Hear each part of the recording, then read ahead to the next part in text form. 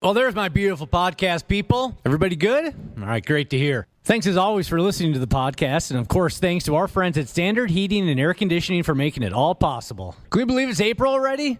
And like the old saying goes, April showers brings gross, disgusting humidity and heat in May. Beat the heat and the summer rush. Have Standard Heating and Air Conditioning out to work on that AC soon. April is the best month to get your air conditioning wrenched on before the huge summer rush starts. So get on that today. Go to standardheating.com and schedule that AC tune-up. Thanks for listening. We love you podcasters. Enjoy the show. The 93X Half-Assed Morning Show. 93.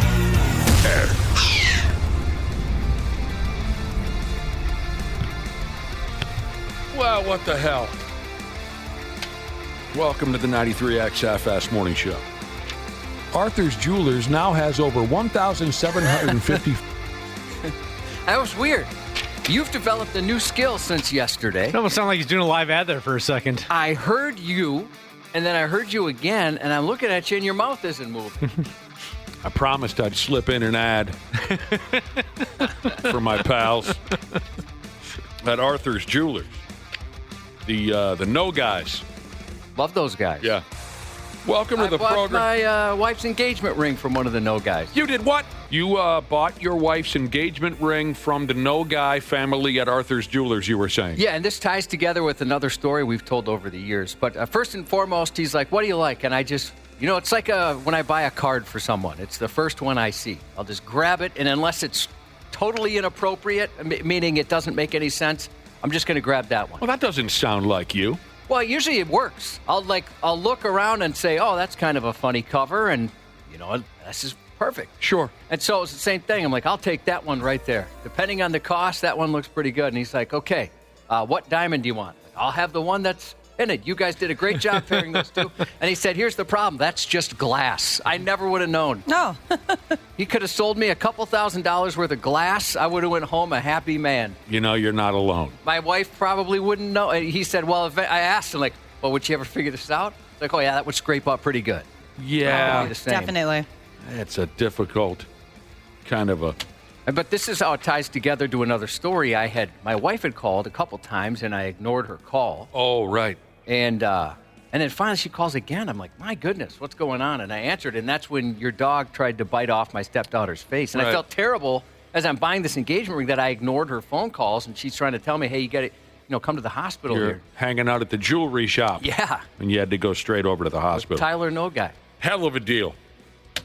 Well, we're going to try to kick and fight our way through a Thursday broadcast here. Yeah, with the burden of carrying an entire radio station on our backs, but we're used to it. I don't think that's the case. Television celebrity Janel Klein is going to be all up in here a little bit later on around, I'd say 7:30. That's when you can expect to hear Jungle Jane on the radio. I always look forward to seeing her, of course, but I was especially looking forward to seeing her today because Not Munging Jesus got us all gifts, and he also purchased one for Janelle, and I was curious. I wonder what's inside. But now I don't have to wonder because for some reason Dana opened Janelle's gift yesterday like a child on Christmas. This was one of the weirdest things I've ever watched happen in person. Why did you open a gift designated for Janelle yesterday, Dana? Well, it's been sitting there for about a week now. Not Munging Jesus was nice enough to all get us various coffee mugs. Like I got my Pac-Man mug right here. I drink out of it every morning during the show. Well, now you just spoiled what Janelle's receiving for a gift. She's not listening. She is listening. She's anyway, go ahead. So why did you open her gift? And it's been sitting there. It wasn't wrapped necessarily. It's wrapped. What do you mean necessarily? It's got it's not like taped, I think he means. No, yeah, it wasn't like wrapped. It had a piece of tissue paper over it, and there's clearly a box that had a mug in it. So I was curious what kind of mug he got her. So I decided to open it yesterday after the show. In my defense, it had been sitting there for about a week. She hasn't seen it yet. Well, but she hasn't been here. But I know, but I kept eyeing it. I'm like, I'm just curious what kind of mug she's got. The curiosity got the best of me. So yesterday after the show, I popped the box open just to kind of take a peek to see what kind of mug she got. That was weird. It's still weird, and it's also more weird that you can't admit how weird that is. I admit it's weird. I'm just trying to walk through my weird brain process of what led me to kind of take a peek and see what kind of mug she got. But that's not an adult thing to do. No, it is not. I understand curiosity getting the better of people. Mm-hmm. Certainly it's happened to me, but I've never opened someone else's gift, for Christ's sake. The look on your face when we walked in the room and busted you opening Janelle's gift, it was very childlike because you sort of, in a panic, started to wrap it back up again. Yeah, I kind of realized like what I had just done. What are you doing? I don't know. I never know what I'm doing, really. So I will say, though, I'm the least curious person in the world, so maybe I'm a little biased here. And that's just because I have family members, much like you, Dana, that just have to get involved in absolutely everything. Whether it's a conversation, they need to know what that other gift is. But it still seems bizarre to me. So I was trying to give you the benefit of the doubt. Like, I know I go the opposite way, where I just try and mind my own business. And I'll find out in the future what this thing is when she opens it. Unbelievable, really. Very interesting, bizarre. I have a hard time thinking it's so weird because I've been like thinking the same thing every day. I'm like, I wonder what that one looks like. It never crossed my mind what was inside that wrapping. Well, I wonder why the two of you... Well, I'm guessing part of the reason is that you don't see it every day. Oh, I knew she had a gift. I saw it every day. I knew she had I'm talking about Nick, Josh. I think he'd ever open you're not like staring at it. I would never, I don't care if it was right in front of me for a month. It did not belong to me. I saw it every day. I saw that she had something waiting for her. That was great. Dana says, well, you know, it's been sitting here for a week. And Josh says, well, she hasn't been here for a week. It's not like she walked in every day and ignored it. So Dana opened a gift that was clearly designated for Janelle. We caught him in the act yesterday, and it was very weird. That was weird. Medical Device Jesus says you have a history of doing this, Dana. I do? Yeah, he claims that when he was nice enough to get me a signed album cover for Mr. Big, on my favorite Mr. Big album, and he mentioned that you told him you peeked to see what he got me for my birthday. Well, yeah, because I was a cohort in that. He sent it to me at the station so that I could hold on to it, to get it in time for your birthday. And I was kind of curious what it was, so I looked into it. And because he said, do you think Josh is going to like it? So I looked, and I said, oh, God, Josh is going to cry when he gets this. And I almost did. And Ashley agreed. When I told Ashley what it was, and I showed Nick what it was, they both said, oh, my God, he's going to cry. Kind of ticked me off a little bit because I was like, wow, all right, that's an amazing gift. How am I supposed to compete with that? Yeah, I'm looking for the perfect all of this. Have you always been the type to have issues with self-control like this? Like when you were a kid, were you cracking open Christmas presents when no one was looking? Because you have a sister. Did you open up her gifts? No. Problems with self-control. I do have self-control issues when it comes to when I'm giving somebody a gift. I'm too excited. I want to give it to them right away as soon as I get it. You know what I mean? Where, for example, when I got an engagement ring for my wife, I wanted to propose right then and there. I have a hard time controlling myself in that respect. I guess so. But I've done okay. Thankfully I didn't do it early like I did opening Janelle's coffee mug. So we know what Janelle. We know what the gift is now. We might as well mention it. You're right. She probably isn't listening. It's too early. So Janelle received a coffee mug. Do you want to tell us any more details about it? I honestly don't remember what it said on it. God, the look. So you were that excited, you couldn't help yourself, and you opened it, and it meant that little to you that you don't even remember? I think it was more out of just boredom. You guys had left the studio. It was just Ashley and I sitting in there. And she can be boring. And I was like, I wonder what Janelle's got in that box there. Now, just to give context for me and Nick leaving the studio, we urinated. Yeah. So we didn't go have a lunch break someplace. You guys weren't sitting here that long. No. It was a minute, two maybe. And sometimes I just have attention deficit issues where I was like, I wonder what's in that. I'll check that out. Again, I'll never forget the look on your face. I missed that. I didn't understand why you were making that face instantly. But you looked like a child who had been caught doing something wrong by their parents. And then Josh was the one who said, why are you opening Janelle's friggin' gift? And you must know that it's not 100% right. Because you were cramming that thing in as fast as you possibly could. Yeah, you tried to wrap it back. Someone just texted in. Who is this? Nymph Lover Jesus says, hey, This is just like the stools conversation we had yesterday, where you couldn't just mind your own business. You had to. You're right. It's similar to the conversation we had yesterday. I had some bar stools stolen off my property because people just can't help themselves. That was a weird moment yesterday. Okay, so we all have to act like we don't know what's inside Janelle's gift when she gets here. Let's all act really surprised. We all have to act like we don't know what's under the wrapping. I'd love to know her reaction. I want to know how she would feel. She's so laid back, I could see her not caring, but I could also see her going, what the hell, man? I could see. I bet she doesn't care. So, Dana. Yes. How would you feel if it was your gift and somebody opened it? Good question. I don't think I'd mind, really. You wouldn't? Well, so let's say somebody wanted to try your wife out before you did. Oh! I was just curious how she was in bed. How would you feel about that? I know the two of you are married now, but can I test drive this one before you? Yeah, I would be pissed. I mean, not pissed. I'd be confused. Pissed isn't the word. I'd be confused and weirded out and aggravated if I walked in here and opened up a present for me, and then after everyone went, oh, cool, what a great present. If Josh then pulled me aside and said, yeah, Dana looked in there before you opened it up, I would say, what the hell's wrong with that guy? That was something to see. All right. Yeah, I feel weird because I didn't think anything of it at all. I did not have the reaction you guys had. Is something wrong with me? Well, you tune us out. Here we go. Show me your balloon knot, Jesus, with a question via the text machine. Was there a free sign on it? No. Second time this week that something without a free sign on it was treated as if it was free. Like I took it home and drank out of it. I just wanted to see because we all got individual. We got ones. You guys had the '80s tapes on it. Admit that it was wrong. I don't really think it was all that wrong. What?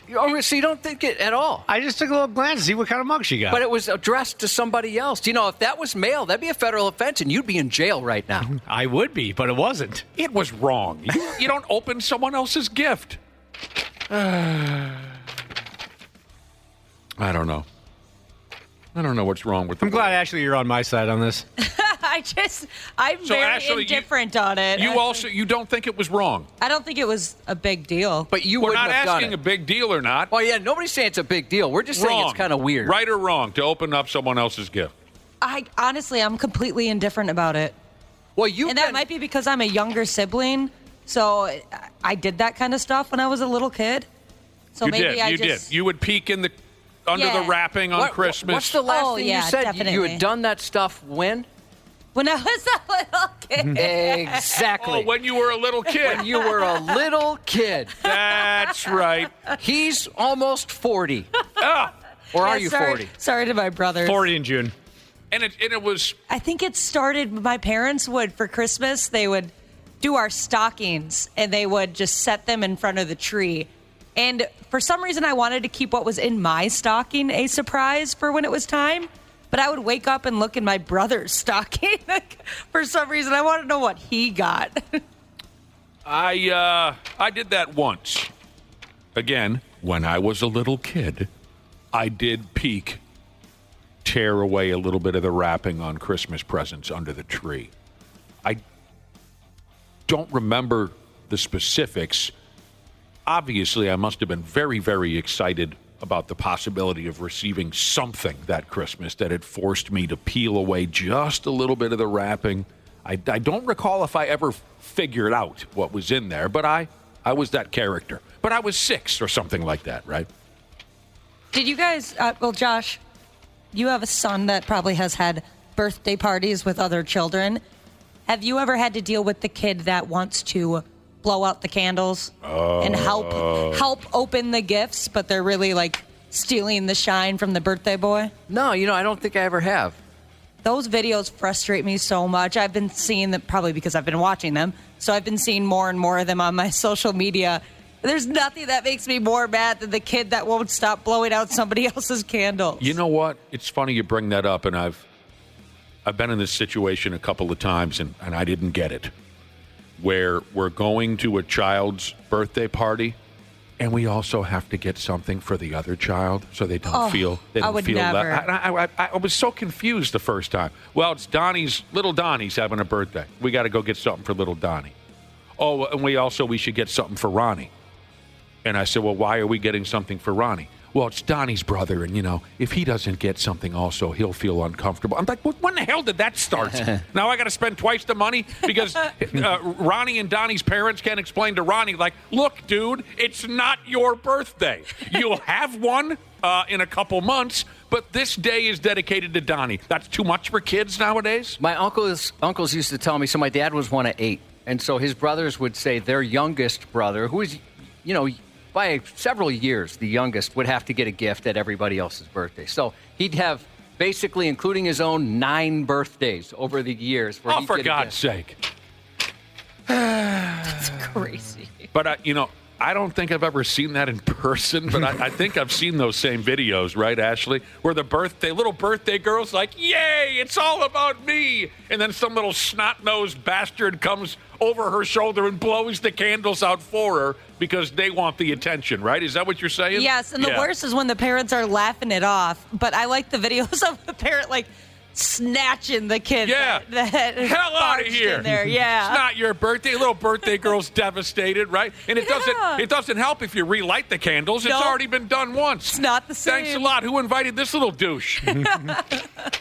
I want to be the center of attention. There you go. All right, Cubby. What's the 411? Oh, boy, I don't know. Do you or do you not have the 411? I don't. I never do. I'm always looking for you guys to give me the 411. I was just reading an article about outdated phrases. Outdated phrases that used to be cool. But you know what they are now, Josh? They're cringe. Oh, yeah. I hear people say cringe a lot now. They're totally cringe. Or mid. Well, Yeah, I kind of rely on you, Josh, actually, for the cool phrases that the kids are using these days. Well, I don't know how cool they are, but I can tell you I hear certain ones. Right. You hear them more often than the rest of us, so I kind of lean on you in that regard. so one of the outdated phrases here that used to be cool but are now totally cringe. One of them is, what's the 411? I haven't heard that forever. I mean, dude, people know what 411 is anymore? Good question. I don't know. Would you have to say, what's the Google? What's the Chat GPT? Right. Okay. Yeah, I suppose. Ashley, do you know what 411 is? Is that, I can't remember what the You word are is correct. called. No, I'm is kidding. that one of those text lines?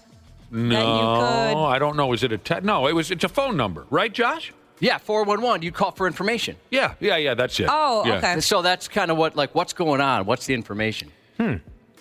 I never got that dialed into the phrase, but I'll tell you what, a lot of DJs used to use it on the radio. Hey, coming up next, we'll give you the 411 on that Goo Goo Dolls concert next weekend. A lot of radio people liked that one, didn't they, Josh? Oh, yeah. Let's see here. That was huge for a long time. What else is uncool now? Talk to the hand. Oh, I loved that when I was you young. Oh, I never liked that one. Oh, Yes. I always thought that was awful. I never understood it. I mean, I get the gist, but I never understood why that was a thing. Yeah, that was big. Yeah. A lot of folks wanted to try to. What was the rest? Because the head ain't listening? Because the head don't understand or something like that, I think. Yeah, I'll go Or along talk with to the hand because the booty's, or talk to my booty because the hand's off duty. We used that like crazy in grade school. I never heard that one. That's Yeah. awesome. That's the What best. a great addition to that. Would you point your ass at them and say, Yeah. talk to the... Really? Because when someone would say, talk to the hand, they'd get their hand in your face. So you'd point your ass at them, talk to the booty because my hand is off duty. Yes. So fun. It rhymes and everything. Oh, geez, Jesus says 411 is his penis size. 4 inches, 11 centimeters. Hey, that's what, average? Yeah, he's doing well for himself. I even, back in the day, Ashley... And by the way, you guys remember that when you unleash your hand, to perfectly execute the talk to the hand gimmick, out comes the palm of your hand. You also have to kind of shift your head a little. Yes, you do. You kind of wiggle your. You see what I'm doing, Josh? Yeah. There was more than just. That's the attitude and the swagger. Yes, you kind of rattle your head a little bit like Jesse the Body used to do. Anyway, back in the day, I wasn't afraid, Josh. I'd talk right through that friggin' hand. So would I. I'd move my head so that the hand wasn't in my face. I'd keep talking. Music genius Jesus said that another phrase that's outdated is take a chill pill. Yeah, man. Used to hear that one quite a bit. Chill out. If saying to someone directly, chill out or chill didn't work, you might take it up a notch and ask them to take a chill pill. All that in a bag of chips is totally cringe now, Josh. You can't use that one anymore. I never liked that one. Yeah, that one was weak. I have a friend that growing up, she would say that constantly. Oh, it was so annoying. You go, girl. Did that ever inspire you back in the day, Ashley, when someone, likely another female, would say to you, you go, girl? Were you then inspired to go for it? Not when I was younger, but now. Yeah? Yes, absolutely. Box handler Jesus said, talk to the wrist because you just got dissed. I haven't heard that tweak. You didn't diss me. Don't even go there. Now, here's a guy, Josh, who has never once in his life been afraid to go there. I'll go there if I have to. I don't want to go there, but I will if it's needed. Don't even go there. Bling bling. I'm not sure if I remember how to use that in a sentence. Bling bling. I was just pointing out jewelry or something, or a watch. Look at this bling bling. Oh, yeah. Right, okay. Bling bling. Right, okay. That was a reference to flashy jewelry. Mm-hmm. Okay, for whatever reason I thought maybe. My bad. I still hear people say my bad. I like saying that. You know, I say that sometimes, and I know it annoys some people. They hate that. And I don't really know what's so wrong with that. Well, they're too worried about what's cool and what's not cool. You think that's what it is? That's what they need to relax and just allow some things to remain. Not everything has to just come and go in shifts, you know. Oh, that's no longer cool. You can't say that. F that. If you want to say it, say it. Because I still, all the time, daily, Josh, don't I say to you, or usually someone in management, I'll dump it on them. I don't care. I'll give them an as if. I will. I'm not afraid to. I've got a friend that gets enraged when he hears people say, it is what it is. Oh, yeah. He hates that. Yeah. I fall into that habit a lot. I can promise you I've never... this will be the first time that I've ever said cowabunga out loud. I've only heard Bart Simpson say that. And as a Teenage Mutant Ninja Turtle enthusiast, I never got into it either. That's kind of where it got its big start from. I'm sorry. Was I wrong? Was it not Bart Simpson? No, it was a Turtles thing. Okay. Teenage My Mutant. bad. Never saw it. Yeah, that's your bad, Josh. I only ever said that if I was doing a cannonball into a pool or doing something cool on the trampoline. You would holler out, Cowabunga. cowabunga. Now, this final, and a lot of people are texting in, you know, the old catchphrases that they liked or maybe they didn't like. The subject matter was outdated catchphrases. They used to be cool, but not anymore. Come on, get with it, bruh. You can't say, what's the 411? You can't ask me to talk to the hand. It's totally cringe now. This final one, I never wanted it to go away, but it did. But every once in a while it comes back, and we have a lot of fun with it, Josh. And that catchphrase is... I love that one. I love those commercials. Bad timing, Jesus doesn't like bruh. He doesn't like what? Bruh. I love bruh. I say that a lot. You would not like hanging out with me then. Well, that's disappointing. The old Budweiser Was Up commercials, a lot of fun. That's funny because I just think of Scream. Or not Scream, Scary it was Movie? Scary Movie. Yep, yeah. the spin on Scream. Oh, I think I remember a little bit about the Scary Movie. And isn't the tongue incredibly long when he does the was up? I'm pretty sure. I don't know. It's been a long time. It's like burned in my memory. Ugh. I left the theater when, was it the second Scary Movie where the guy gets killed by a penis? Oh, yeah, you get stabbed right through the stall door. Yeah. That was too much for you. I walked out of the theater, and I this is not for And that was in like the first 5 minutes It of was the movie, very too. quick, yeah. He gets funny. stabbed through what? a stall door in the bathroom. Oh. A penis comes right through it and kills him. Gets him right in the head. I don't remember which is which because they made so many of those scary movie parodies. What were they called? Scary? It was called Scary Movie. Yep. They made so many of those movies that I don't know which is which, but I can tell you that I liked them. I did. I liked the first one. I liked those. Some of that type of humor appeals to me. Oh, that butler With the like, hand? the weird hand when he was like in the mashed potatoes. That always made me so sick to my That's stomach. Chris Elliott. Oh, okay. Yeah, the legendary Chris Elliott. He's the best. Yeah.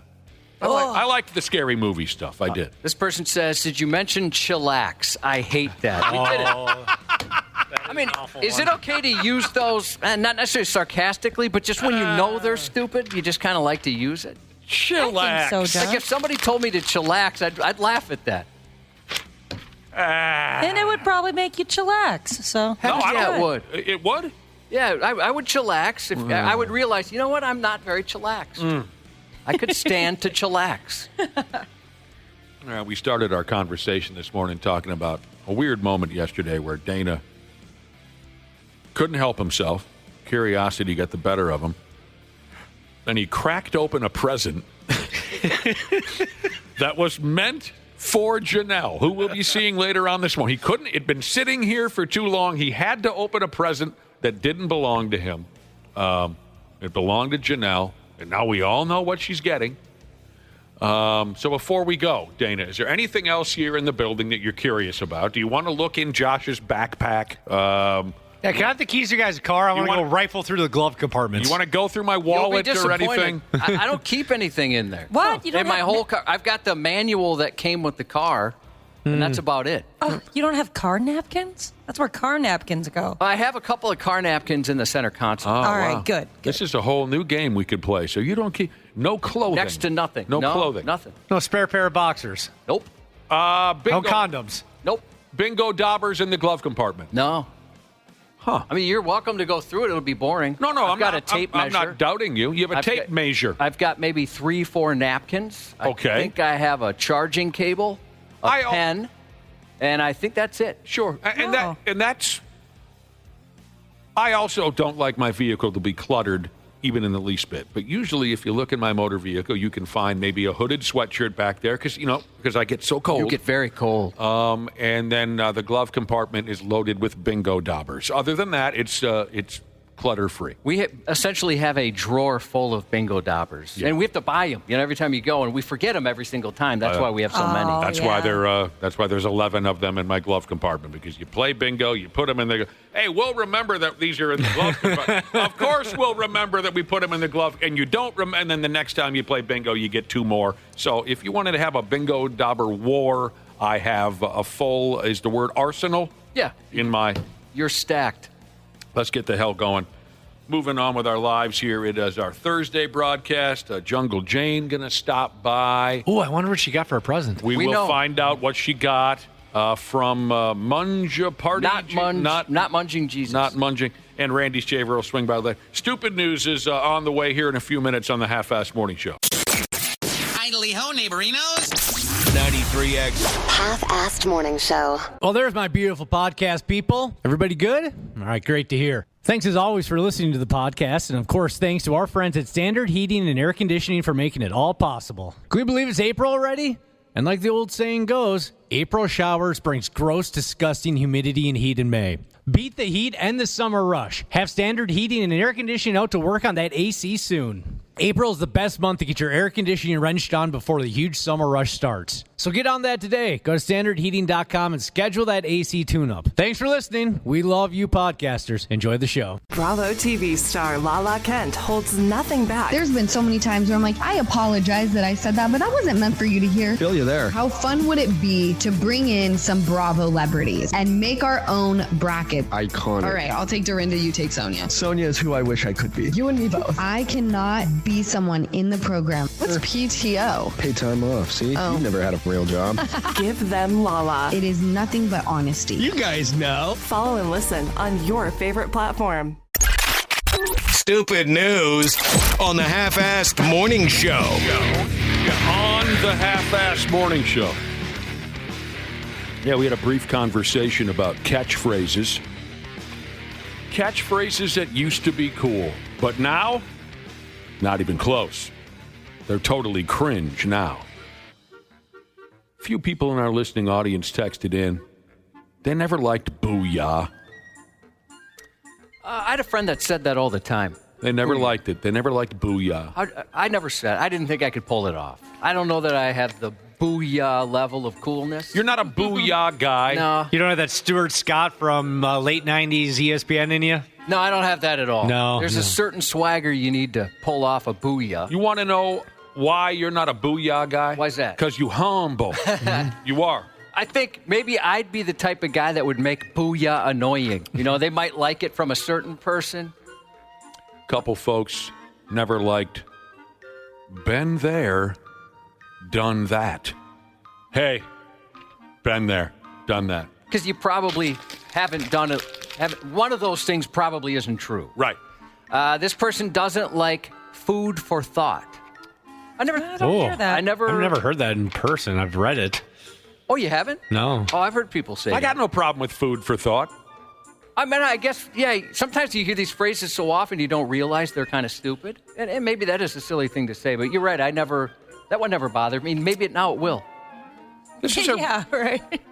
To me, this is a relatively new catchphrase, and I can't say that I fully understand it. Sorry, not sorry. Is that just a new way to say sucks to be you? Sorry, I don't know what's...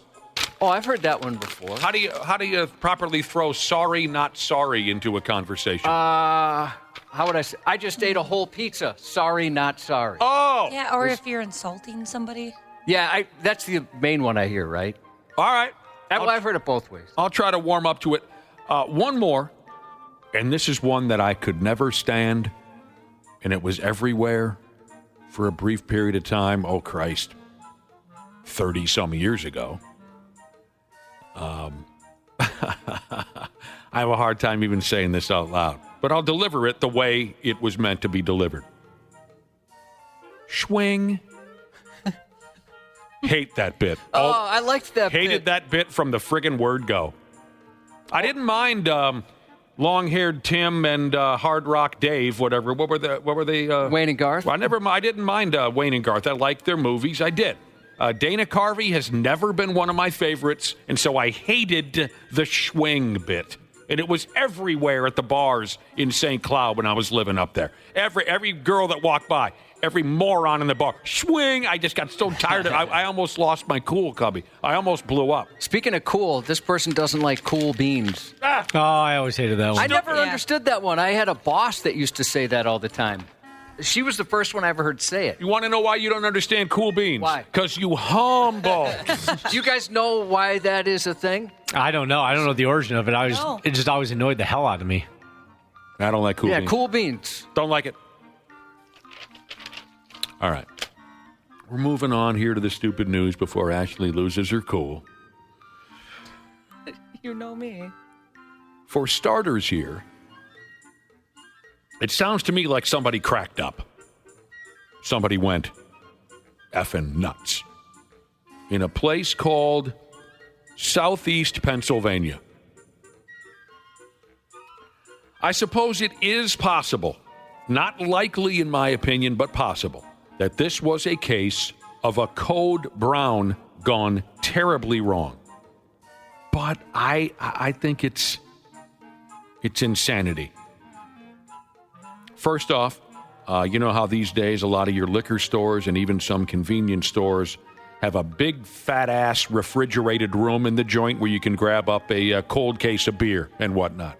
You know how they have that set up? Yep. The beer cave, they call them. Exactly. Most of them give it a cute name. At least the one place by me, they call it the beer cave. Beer cave. Right. A 47-year-old lady was arrested the other day. She walked on into the beer cave at a convenience store. She hauled down her pants and her little underwears and left an extra gross girl turd on the floor. She did. Pants, underwear's down. Girl turd lands on the floor. Crystal Goss is the name of the gal. Let's go ahead and call her Crystal Gas. Royal Farms Convenience Store is the joint that had to face this horror show, if that means anything to you. Royal Farms Convenience Store. The folks at Royal Farms, who caught the whole works on video, they said that Crystal Gas walked on in to the beer cave. She pushed a case of beer out the way and let her buck. She pressed out a lady log, pulled up her pants and underwears. No wipey, Cubby. They said no wipey wipe. I'd have to wipe. Is it, doesn't it seem like it's women that do this, or maybe those are just the ones that are burned into my memory? Remember the video of the lady like at Tim Hortons? I don't want to talk about that. Oh, that was the best video ever. Yeah, Josh, you're right. It is a lot of women. Yeah, and then the story just a couple weeks ago about the lady that pooped on a dollar store or something like that floor to distract as her husband shoplifted. Okay. So I don't know if those are just the ones that stand out. Yeah, I don't know. Good question. Is this a female thing? It certainly doesn't seem like a female thing to me, but you've cited some very memorable examples. The Tim Hortons lady, who I mean launched feces. It looked like a trophy walleye. She saved that one. That was maybe the closest I've ever come to vomiting while looking at the internet. Closest I've ever come to vomiting all over myself. And I've watched all the keeper videos. I've watched them all. That one broke me down. I can't believe it just kept coming. It was insane. Trophy walleye in her small intestine. Okay. So this lady takes a deuce in the beer cooler at her neighborhood convenience store. Then, after pulling up her pants and her drawers, she walked out like it ain't no thing but a chicken wing on a string from Burger King. She hopped into her car and she drove away. Says here she unleashed the fury at around 5 p.m., but the store didn't call the cops until 9:30 the next morning. It's not clear why they waited. Maybe they made it part of a clever beer display or something. I don't know. Stack up cases of your worst beer around that turd, Josh, and let folks know what they're really buying. I don't know why they left it. They didn't do anything about it until 9:30 the next morning. I'm sure if text in a beer that you could drink that you wouldn't know the difference between a girl turd and the beer. What am I pressing to my lips right now? Is it a blankety blank or is this a girl turd? What is this? Like the old Pepsi taste test back in the day where it was Pepsi or Coke. They'd blindfold you, wouldn't they? They would. Yeah. The store said around $80 worth of merchandise had to be thrown away. So, Miss Gas, she's looking at some very unladylike charges. Open lewdness, disorderly conduct. Okay, listen to this. This is how they put one of her charges. Disorderly conduct that created a hazardous and physically offensive condition. I haven't heard that one before. Says here that the store does have bathrooms. They're right next to the beer cave. So, some folks in the neighborhood aren't quite ready to call this lady a nutcase or a disgusting animal. They're thinking that it could have been a code brown and the bathrooms were full at the time. You make the call. I'll just tell you this. I used to be the king of the code brown. I held that title in Hennepin County hands down from the years 1991 to 2010. There's nothing I haven't experienced on the topic. I used to have some incredible emergencies, and as bad as I had it, there's just simply no way I would have ever walked into a convenience store and dropped wolf bait on their floor. No way. I would have rather just murdered the back of my pants like a little baby than do something like that. You would have went to the back alley or something. What a normal person would. Yeah, you do go back behind the propane tanks or something. And then or if it just there was nothing you could do about it, you're cleaning that up and pray nobody saw. And maybe you just hope you have a backpack on you can poop in. You once took a deuce in your own backpack. Yeah, right, Josh. You're right. I didn't even think of the details. If I ever got to the point where I had to drop that kind of a mess on somebody's floor, I would have cleaned it up. And don't text me in about my neighbor's shed. That was out in the open, and I cleaned it up. Just saying, because I know I have that story about my neighbor's shed. And your garage floor. But that's my property. Yep. And you put some newspaper down. Right. No way I would have left something like that behind for someone else to clean up. No chance in hell. And I had it, again, heavyweight champion of the Code Brown for a good 20 years. Thankfully, I handed that title to my friend Dane. He's a good friend. For now he has that pride. He's been the champion of gut rot and Code Brown since.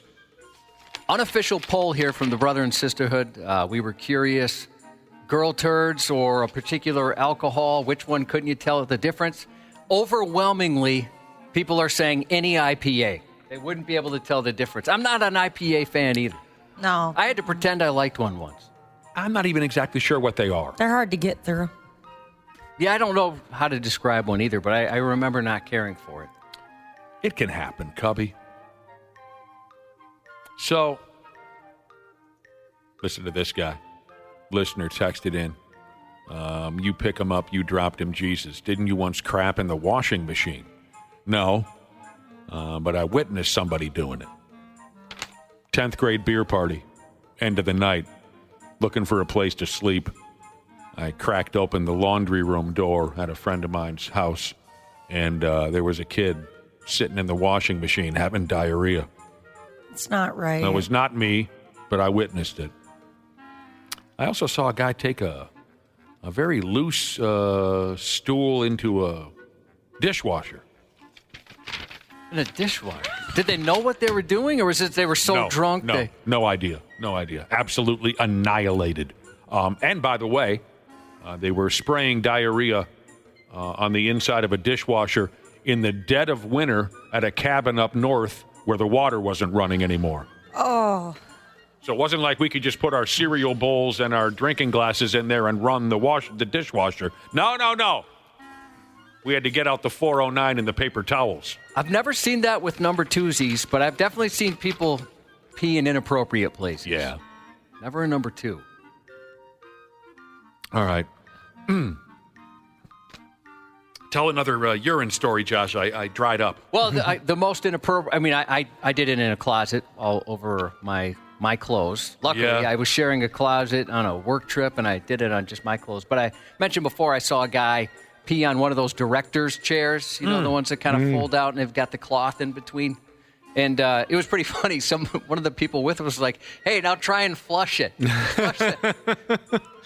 I got a buddy who's notorious for peeing on everything, and his now wife tells a great story in college. He got a new MacBook Pro, the very expensive MacBook laptops, and she saw him get up in the morning after a night of drinking, kind of in the middle of the night, walked over to his desk, opened up the laptop as if he was pulling open a toilet seat, and just proceeded to pee all over it. That's so crazy. If I was one of those, I'm so glad I'm not one of those people. I would just not drink. Yeah, there's something about that fantasy, that imaginary toilet lid, right? Yeah. I've seen guys do that with, remember the old flip-up cases of returnable beer bottles? Oh, yeah. You flip up the top of the case to grab a beer. Well, it's kind of like a toilet lid. Laptop, you flip it open. What else did I see once? Well, dresser drawers I've seen. Yeah, dresser drawers. All right. Anyway. Here's somebody that said they had a friend in high school that would always do the upper decker. I've only seen that one time, and again, that was on a work trip. You're a terrible person. You are a terrible person. There's nothing funny about that. Oh, I've never known anybody to actually do that. I've heard it been joked about. But I don't know. I never really buy it when someone says that someone pulled an upper decker. I don't buy it. Yeah, there's only one time I witnessed it. I didn't witness the act, but the aftermath and everybody being upset about that. How could you do that? All right. I hope I really hope I can explain this here next story properly. It's complicated, but I hope to be clear because this is one of the most terrifying real-life horror shows I've ever heard in my miserable, pointless, but surefire first ballot Minnesota Broadcasting Hall of Fame career. One of the most terrifying real-life horror stories I've ever heard. This here is a story of a gal whose head fell off. Oof. But at the same time, it didn't fall off all the way. It's called internal decapitation, and it sounds worse than death itself. Oh, yeah, I've heard about this. I've even seen it in some of my little doctor shows I watch. The gal goes by the name of Megan King. She's now 35. When she was 16, she fell real hard while leaping for a ball during a soccer game in gym class. And in that fall, she damaged her spine. She tore the muscles off both of her shoulder blades. And that was just the beginning, by God. This is just playing soccer in gym class. She did that level of damage to herself. She went through 22 surgeries, and still she wasn't quite right. A year later, her neck became dislocated, forcing her to wear a restrictive halo brace with screws placed directly into her skull to keep her from moving. Now, here's where I advise you to hang on to something, because this will part your hair for you. When I first read this, my toes curled up. During the removal of the neck brace, so, okay, she's got this neck brace on. The screws are directly into her skull to keep her head from moving. But then the time came when the doctor said, okay, we can take this neck brace off. During the removal of the neck brace, her skull detached from her spine, which is what they call internal decapitation. 90% of folks are killed dead instantly from that kind of a thing.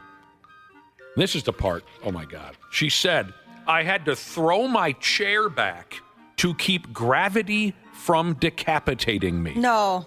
That's a horror show. So she felt her skull dislocate from her spine, and she threw her. She could feel it falling right off of her. Her neurosurgeon had to hold her skull in his hands. New guy in the corner puking his guts out. She's rushed off to the hospital, is how you say it. Doctors had to fuse her skull to her spine. When she woke up, she was told to keep perfectly still. Don't effing move. I hate this so much. Since that wonderful day, she's had a total of 37 surgeries. Her body was fused together from her skull to her pelvis. Her head was unable to move in any direction. She said, I was literally a human statue. Hard to even believe that this is possible. Can you imagine having to hold your head on? No. You have to just the hold horror. If you let go, your head is going to fall off your body. No. Now, It's making me nauseated. Is that a hard pass, Ashley? Just having to think about that. Oh. Duck Butter Jesus said, this is the most sick I've ever felt listening to the show. That's saying something, because there's been times where even we have been disgusted by what we're talking about. Wow. Ask me about CrossFit Jesus. Is that who you just mentioned, Josh? No, I'm sorry. Duck Butter Jesus. Okay. Ask me about CrossFit Jesus says internal decapitation was the cause of death for Dale Earnhardt Sr. Oh, yeah. A few people are texting that now. I had never heard that. I had forgotten that. But he was in a car wreck going 185 miles an hour. And he didn't wear the, all the high-tech equipment. He liked to stay loose so he could smoke cigarettes and whatnot when he's going around the track. This gal was in gym class. Anyway, there isn't an a thorough explanation here as to how things have dramatically improved for this gal, but they have. It says here, Miss King is now returning to normal hobbies she had before her head tried to separate from the rest of her body. She recently went bowling. She got in a bar fight. Would you guys be able to live normally after something like that? No. I think I would be so afraid of turning my head even to the right or left. I'm with you. It would take some time, I bet. It would take some time before I took any chances. I mean, I'm sure she would, for all the years she was in that race and everything, I'm sure she was just, I was going to say dying, but she was very excited to be able to move around and do some normal things. But like you, Ashley, I'd be afraid of it. Or any noise I heard that didn't sound right. If somebody said, hey, yo, check this out, I would slowly turn my entire body, Yes. I saw a picture where it looks like she was able to walk a mile, which is something that I'm incapable of doing, and my skull has never tried to fall onto the floor. So, good for her. She says, I'm still learning what my body can do.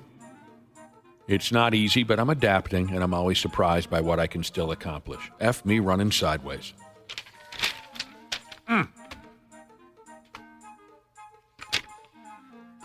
That is, like I said, probably one of the more horrific true stories I've ever seen in my life, Josh. My first ballot Minnesota Broadcasting Hall of Fame life. Nick, you mentioned the new guys and what they were doing. There's only one new guy. One new guy, yeah. I saw an advertisement for a Tommy Boy film festival where people get together, watch Tommy Boy dress up. And there was a section there that said first timers. What do you think those first timers are doing in that section? What do you think? Well, please tell me they're not actually organizing an event where new guys are going to puke in the corner. No, they're not. Okay, but there is a Tommy Boy festival. I can just stand in the corner and act like I'm puking my guts out, right? I think you have to, yeah. A Tommy Boy film festival. You dress up. Yeah, it was something. It's in Chris Farley's hometown, just kind of like a tribute to him. Dude. Is Milwaukee? It's cute. Yeah. Is that his hometown? Mm-hmm. That would be freaking, that does sound like a good time. A lot of big guys in little coats. I love that. I sing that song every time not every time. When I put on coats, I'll sing that song from time to time. Oh, I do it. I grab my wife's jacket or something, I put it on and do that exact bit every single time. It gets laughs, so one at every 30 or 40 times I do it. Jessica, that's such a good song. Jessica says of that internal decapitation story, that made my butthole pucker right up. Yeah. You ain't the only one. Yep. My toes curled. I mean, really, I wasn't kidding. That when I hear stories like this where you can't believe, my toes curl up.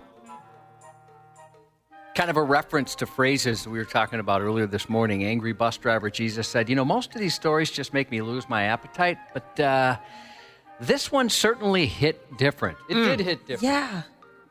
Picturing her throwing herself backwards because she feels her skull falling off of her body. Oh, I feel much more aware of my neck now.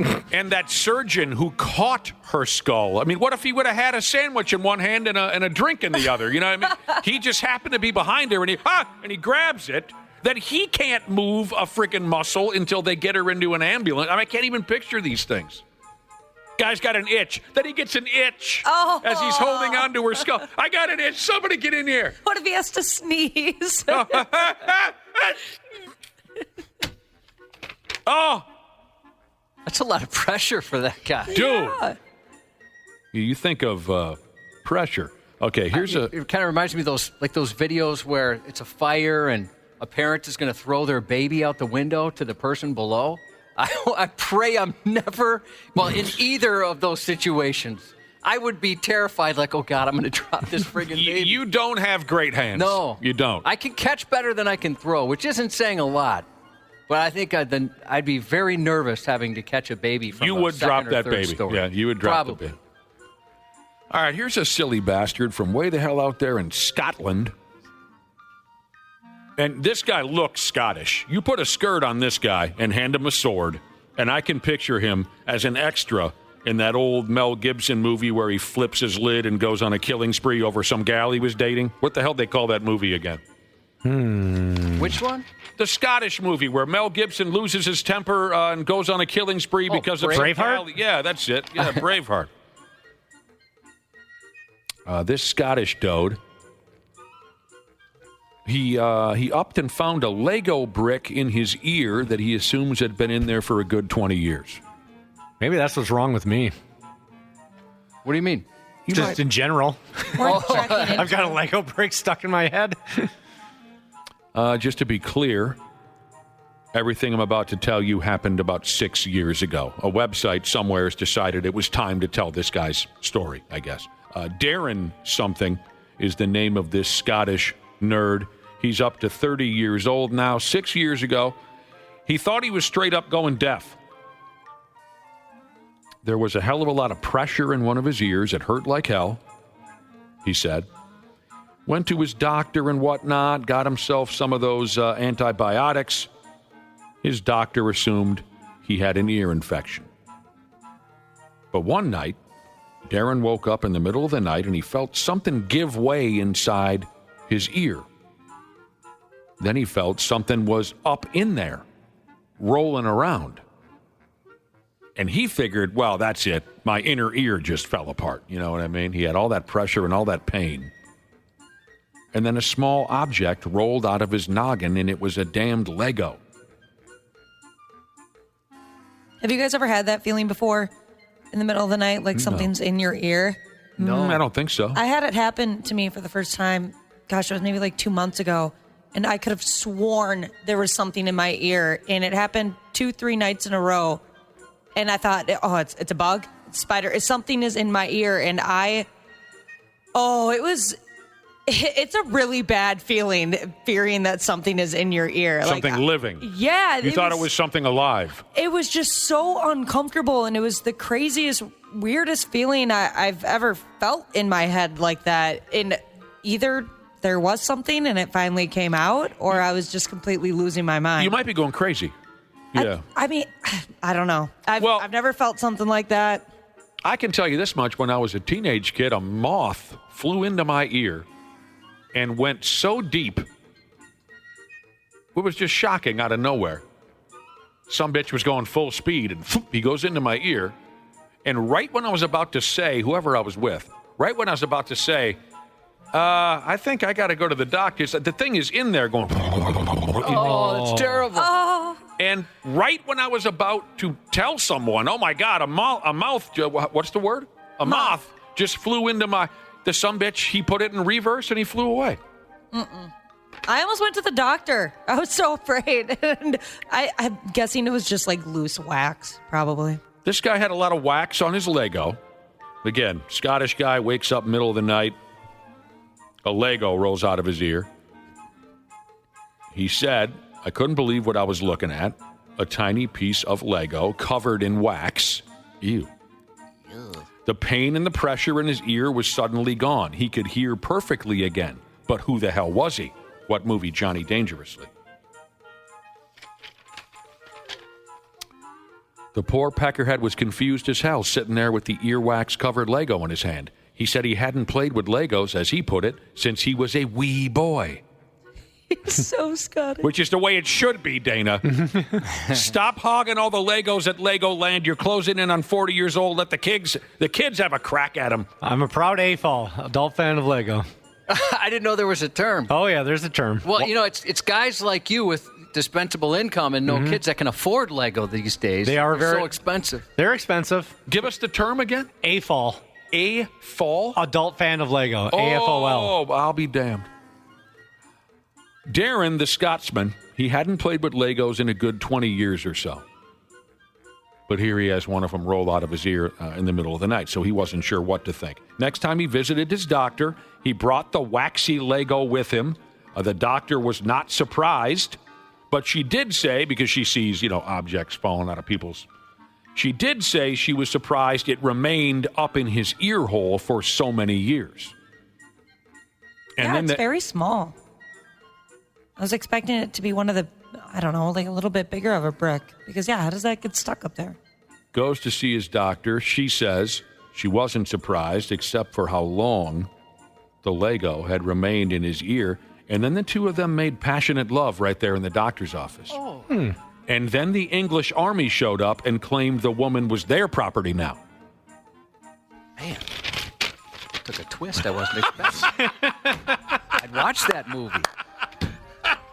Big Bang And he Jesus. lost his temper and went on a killing spree. Yeah, he did. Yeah. He painted his face, all that. Right. Big Bang Jesus actually said he's heard from, all caps, super reputable sources, the first symptom of internal decapitation is feeling like something's in your ear. Shut up! And then you wake up and there's nothing in your ear. Don't do that, man. Why is your head listing to one side? I bet that did feel so good when it finally came out of his ear, though. Oh. This guy's Scottish doctor checked all of his other holes, and thankfully he was Lego free everywhere else. He kept his stupid ear Lego. And remember, this story is 6 years old. I'm guessing his friends are at the point where if he brings it up one more time, they're going to choke him to death. Or just stuff another Lego in there. Just go back to normal. Oh, Jeep Jesus, I feel for you, man. While riding my motorcycle, I got hit in the eye with a June bug. It was lodged in my eye socket and had to be removed at the ER. Oh, I hate June bugs. Oh. Did it live through the initial collision? Was it making its way around your eye socket, or did the initial collision kill it and it was just a dead June bug in your eye socket? I just assumed it was dead. It was very likely dead. It must have been dead. I mean, they're not the strongest critter, the strongest insect on planet. But imagine if it lived through the initial impact and it was kind of trying to survive in your eye socket while you're on your way to the doctor's office. Have we painted enough horrific pictures in people's minds yet this morning? I think so. This is why I don't leave the house. Yeah. This is exactly why. Sports on the 93X Half-Assed Morning Show. Lines this one to right center field. That's a base hit. Misplayed in center. Buxton rounding third. He will score. Twins win. Twins win. The Minnesota Twins with a walk-off win. Huh? We're gonna win, Twins. We're gonna score. They got it cooking now. Oh. They got it going. Probably gonna win out. That's funny that you say that, because one of my buddies said that for some reason he felt like the future of the Twins for this season depended on this game. Like now he has hope for them. Yesterday's game, only whatever they are, 25 games in or whatever. This was the season, according to one of your friends. Yep. Well, it was dramatic. I mean, they had to cough up a 3-run lead for your friend and then win it in extras with the Ty France single there.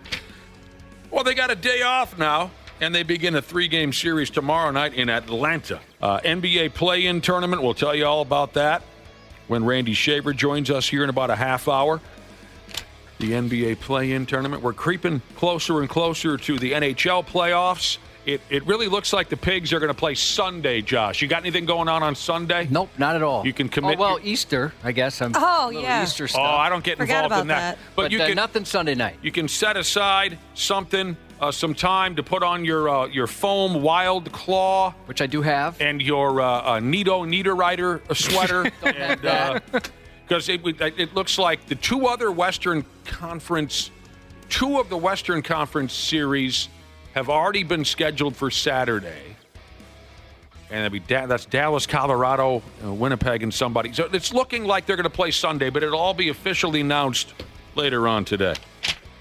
Before we go, we were talking all kinds of creepy stuff a few minutes ago. Waking up in the middle of the night, feeling things crawling around in your ear. Ashley had a bad experience. She can't explain it. She swore to God there was something alive crawling around in her. Here's a listener who woke up one night with a spider in his gapper. Oh.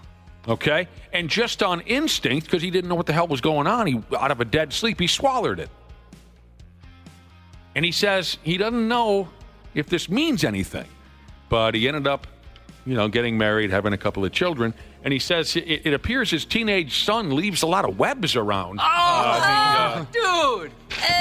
That's very related, and I'm surprised you didn't make that connection sooner. First time I ever heard of a box elder bug was when a buddy told me he woke up with one in his mouth. I hate those so much. I'd never heard of one. You just eat them. That's what I think he ended up doing. They're not dangerous bugs at all. They don't bite. They're very friendly, but I hate them. He's never eaten box. They're very friendly, she says. Yeah, well, that's what people tell me. They're like, no, they're like they're a nice bug. They have a nice demeanor to them. I don't care. Get off my house. Why do they travel in such large groups? I don't know. The front of my house last year was more box elder bug than house. They're a social insect, Josh. They like to be social. They make me crazy. But Ashley's right. Last time I ran into a box elder bug, he said, how you doing? I'm worried about you. You all right? I want to make sure you're all right. They are very friendly.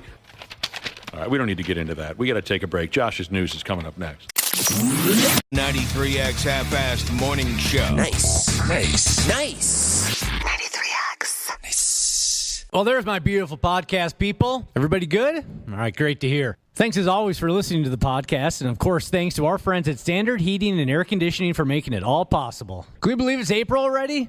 And like the old saying goes, April showers brings gross, disgusting humidity and heat in May. Beat the heat and the summer rush. Have Standard Heating and Air Conditioning out to work on that AC soon. April is the best month to get your air conditioning wrenched on before the huge summer rush starts. So get on that today. Go to standardheating.com and schedule that AC tune-up. Thanks for listening. We love you podcasters. Enjoy the show. The Sean Ryan Show presents Peak Points. Get timeless inspiration from the very best of The Sean Ryan Show. September 11th happens. What is the first thing that went through your head? September 12th, I'm going back in the military. Talk about being recruited by the cartel. How do you cope? Just learning how to find a new normal. One of the most tragic events in American firefighter history. You know what comes after. You have this beautiful life. You have these horrible experiences, yes, but you can do something with them for the greater good. The Sean Ryan Show Peak Points. Follow and listen on your favorite platform. The 93X Half-Assed Morning Show. You know that jerk across the street who's always got it in for me? Every year, that guy waits to see what decorations I put out and then finds a way to top me. I string lights, he strings better lights. I put out Frosty, he puts out an Elf Village. I put out Dracula, he does nothing, and I look like a jackass. 93X. And you have wild animals out here? Oh, yeah, there's lions, coyotes, a couple bears. I mean, there's all sorts of stuff that could have really went wrong for him, and I'm just glad it turned out the way it did. But I told him, I said, you're the toughest 2-year-old I've ever come across, so he's a lucky kid.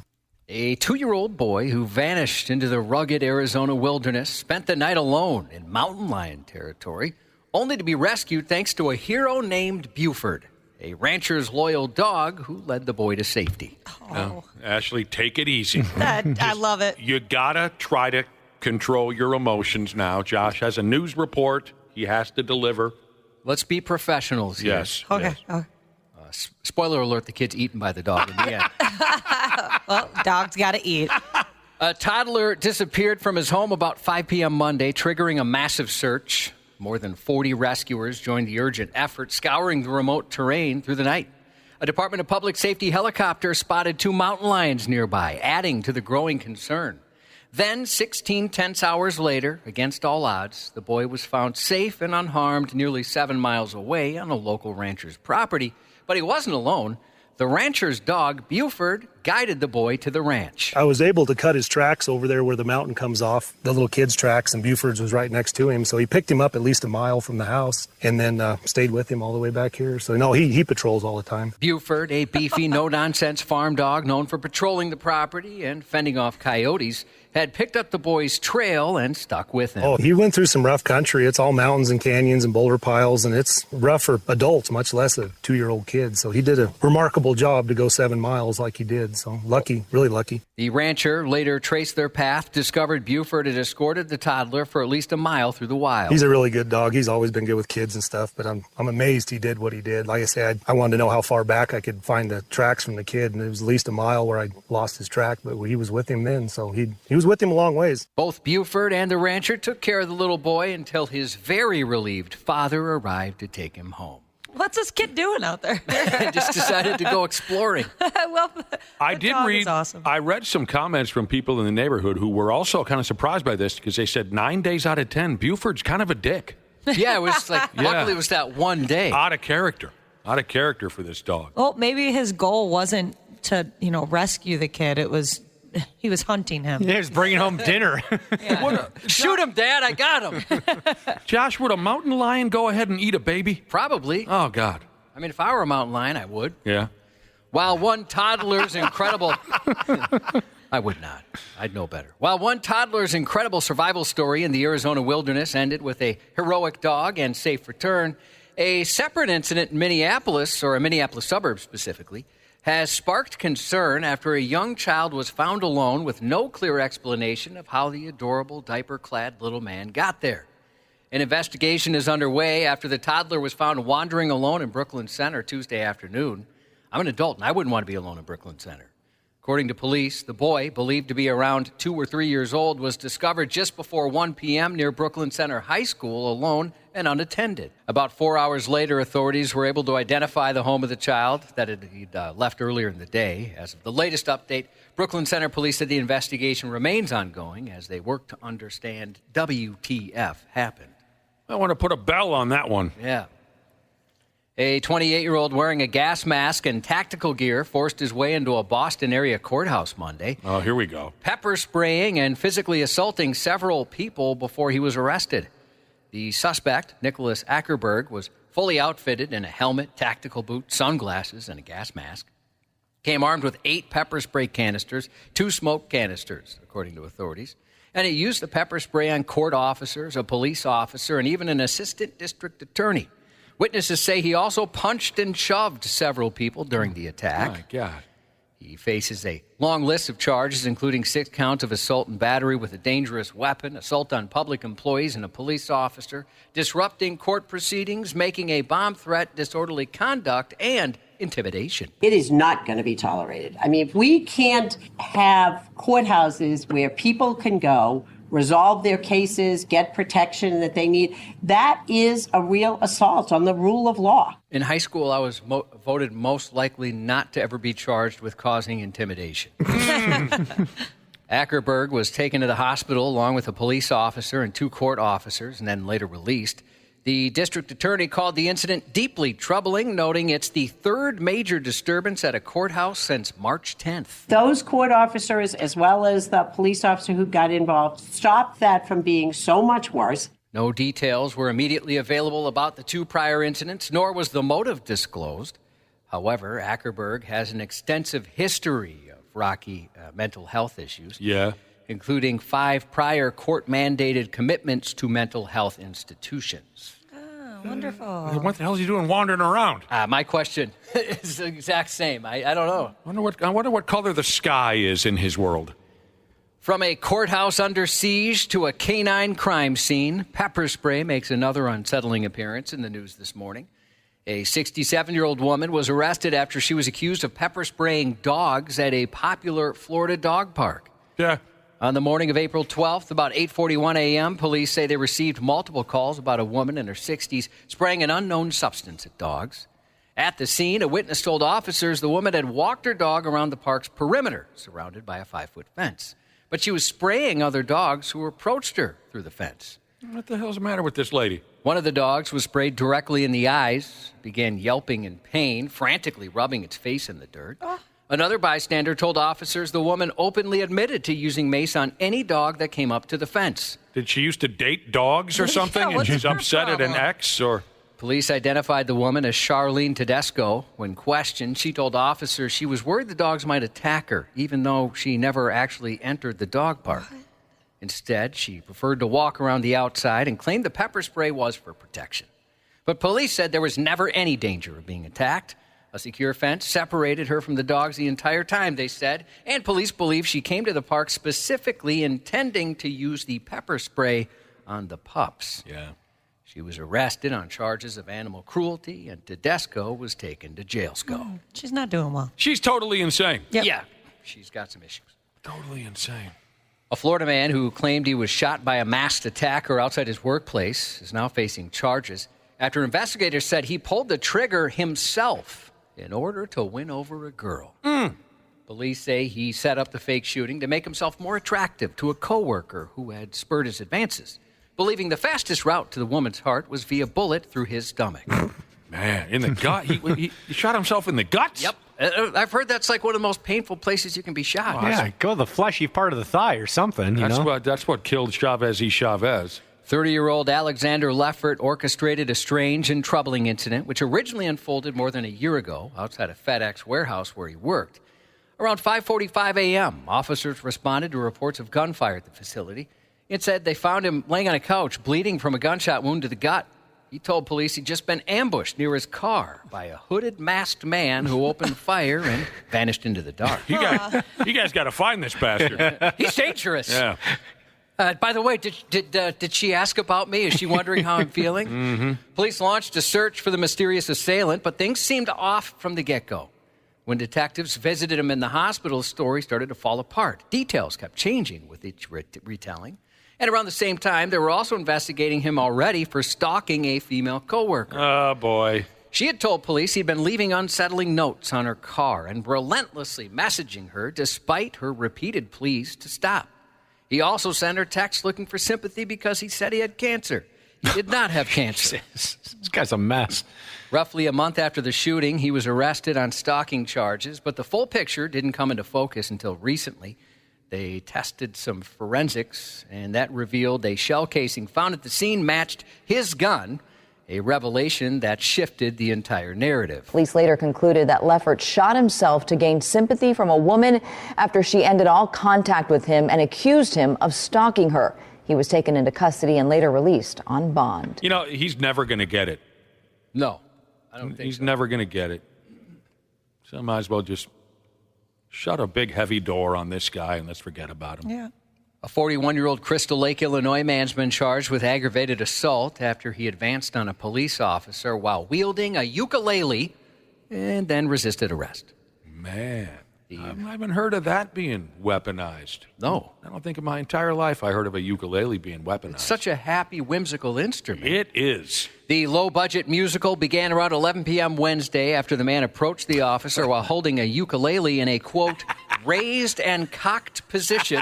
He's ready to go, huh? I love that was in the report.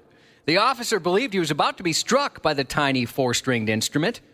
They told the man he was under arrest for aggravated assault, but he began resisting and refused to empty his hands or place them behind his back. However, it didn't take long for police to cuff the ukulele-wielding man and bring him to jail. On the good ship Lollipop, right? What was that old song? You know, for Christmas? No, for your birthday here, Josh. You recently turned 50. Do you remember that? I do, yeah. It wasn't too long ago. For your 50th birthday, I damn near bought you a banjo. Did you really? That would have been so sweet. They seem like they'd be very difficult to learn, but I'd love a banjo. I damn near bought you a banjo. I like banjo music from tam to tam. Do you? The reason I did not is because, well, I just said it out loud. I didn't think you'd have the time. And they're expensive, too. That would have been too much of a gift. Oh, it wasn't that much. Oh, really? I thought they were spendy. Not for a guy like me. I talked to the wife about it, and we both kind of came to the conclusion that you just don't have the time to learn. You're a skilled guitar player. No. I would love to learn that. Steve Martin, you know, he's an inspiration to me. Steve Martin, in many ways. An all-timer. Buck Owens, guys like that. Well, here's a couple ukulele facts you can learn on 93X. Invented in the 1880s in Hawaii, the ukulele was inspired by several small guitar-like instruments brought over by Portuguese immigrants. The word ukulele means jumping flea. Early Hawaiians thought the way players' fingers danced across the strings looked like tiny fleas hopping around. And it's not just fleas, there's also a Beatle connection. The Beatles' George Harrison loved the ukulele.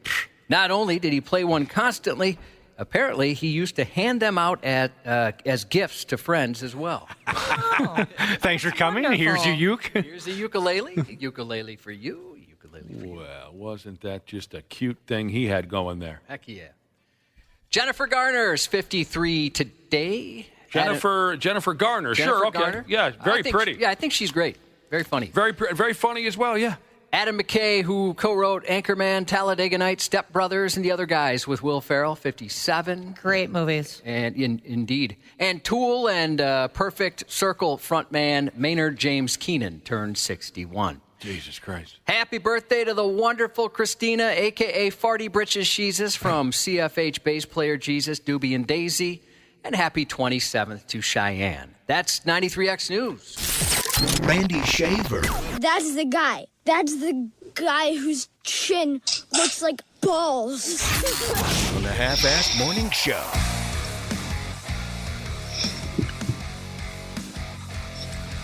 Having audio troubles? I have no idea what's happening over here. Are we having audio troubles? I think it did. Got him right in the back of the head. We were just talking the other day about how the base coaches wear helmets and that the base umpires should wear them as well. And Hunter Wendelstedt took a direct shot. Yeah, hit him right in his mind. Oh, that looked very painful. Oh, yeah. I felt that one, and I was sitting at home on a bar stool. Yesterday's Twins game, first base umpire Hunter Wendelstedt took a 90-mile-per-hour fall ball right to his mind, Randy Shaver. You know, yeah, pretty scary. You've had a couple of head injuries, obviously. Well, not as many as you would think. Yeah. Yeah. Well, word is that looks scary. He's going to be okay. Yeah, he was down for a little bit, got up, walked off. Bloodied him pretty good. Yeah, I think they're looking for concussion symptoms, but it sounds like he's going to be okay. Yeah, that was a direct shot to the noggin. Welcome to the program, Randy Shaver. And Janel Klein is here as well. Hi, Janelle. Well, she's the brains of the operation. She certainly is. All right, Janelle. And boy, do we need it. Before we go any further, we'll get into the Twins game yesterday. We'll get into the ball game. But before we go any further, we've got something very special happening here with Janelle. There's a present that you need to open. I mean, there's a great story behind this present. First off, Josh, how long ago was it now that somebody sent us gifts? And who the hell was it? Not Munging Jesus. Very kind, very nice man. The good news is not munging. Yes, he's not into it.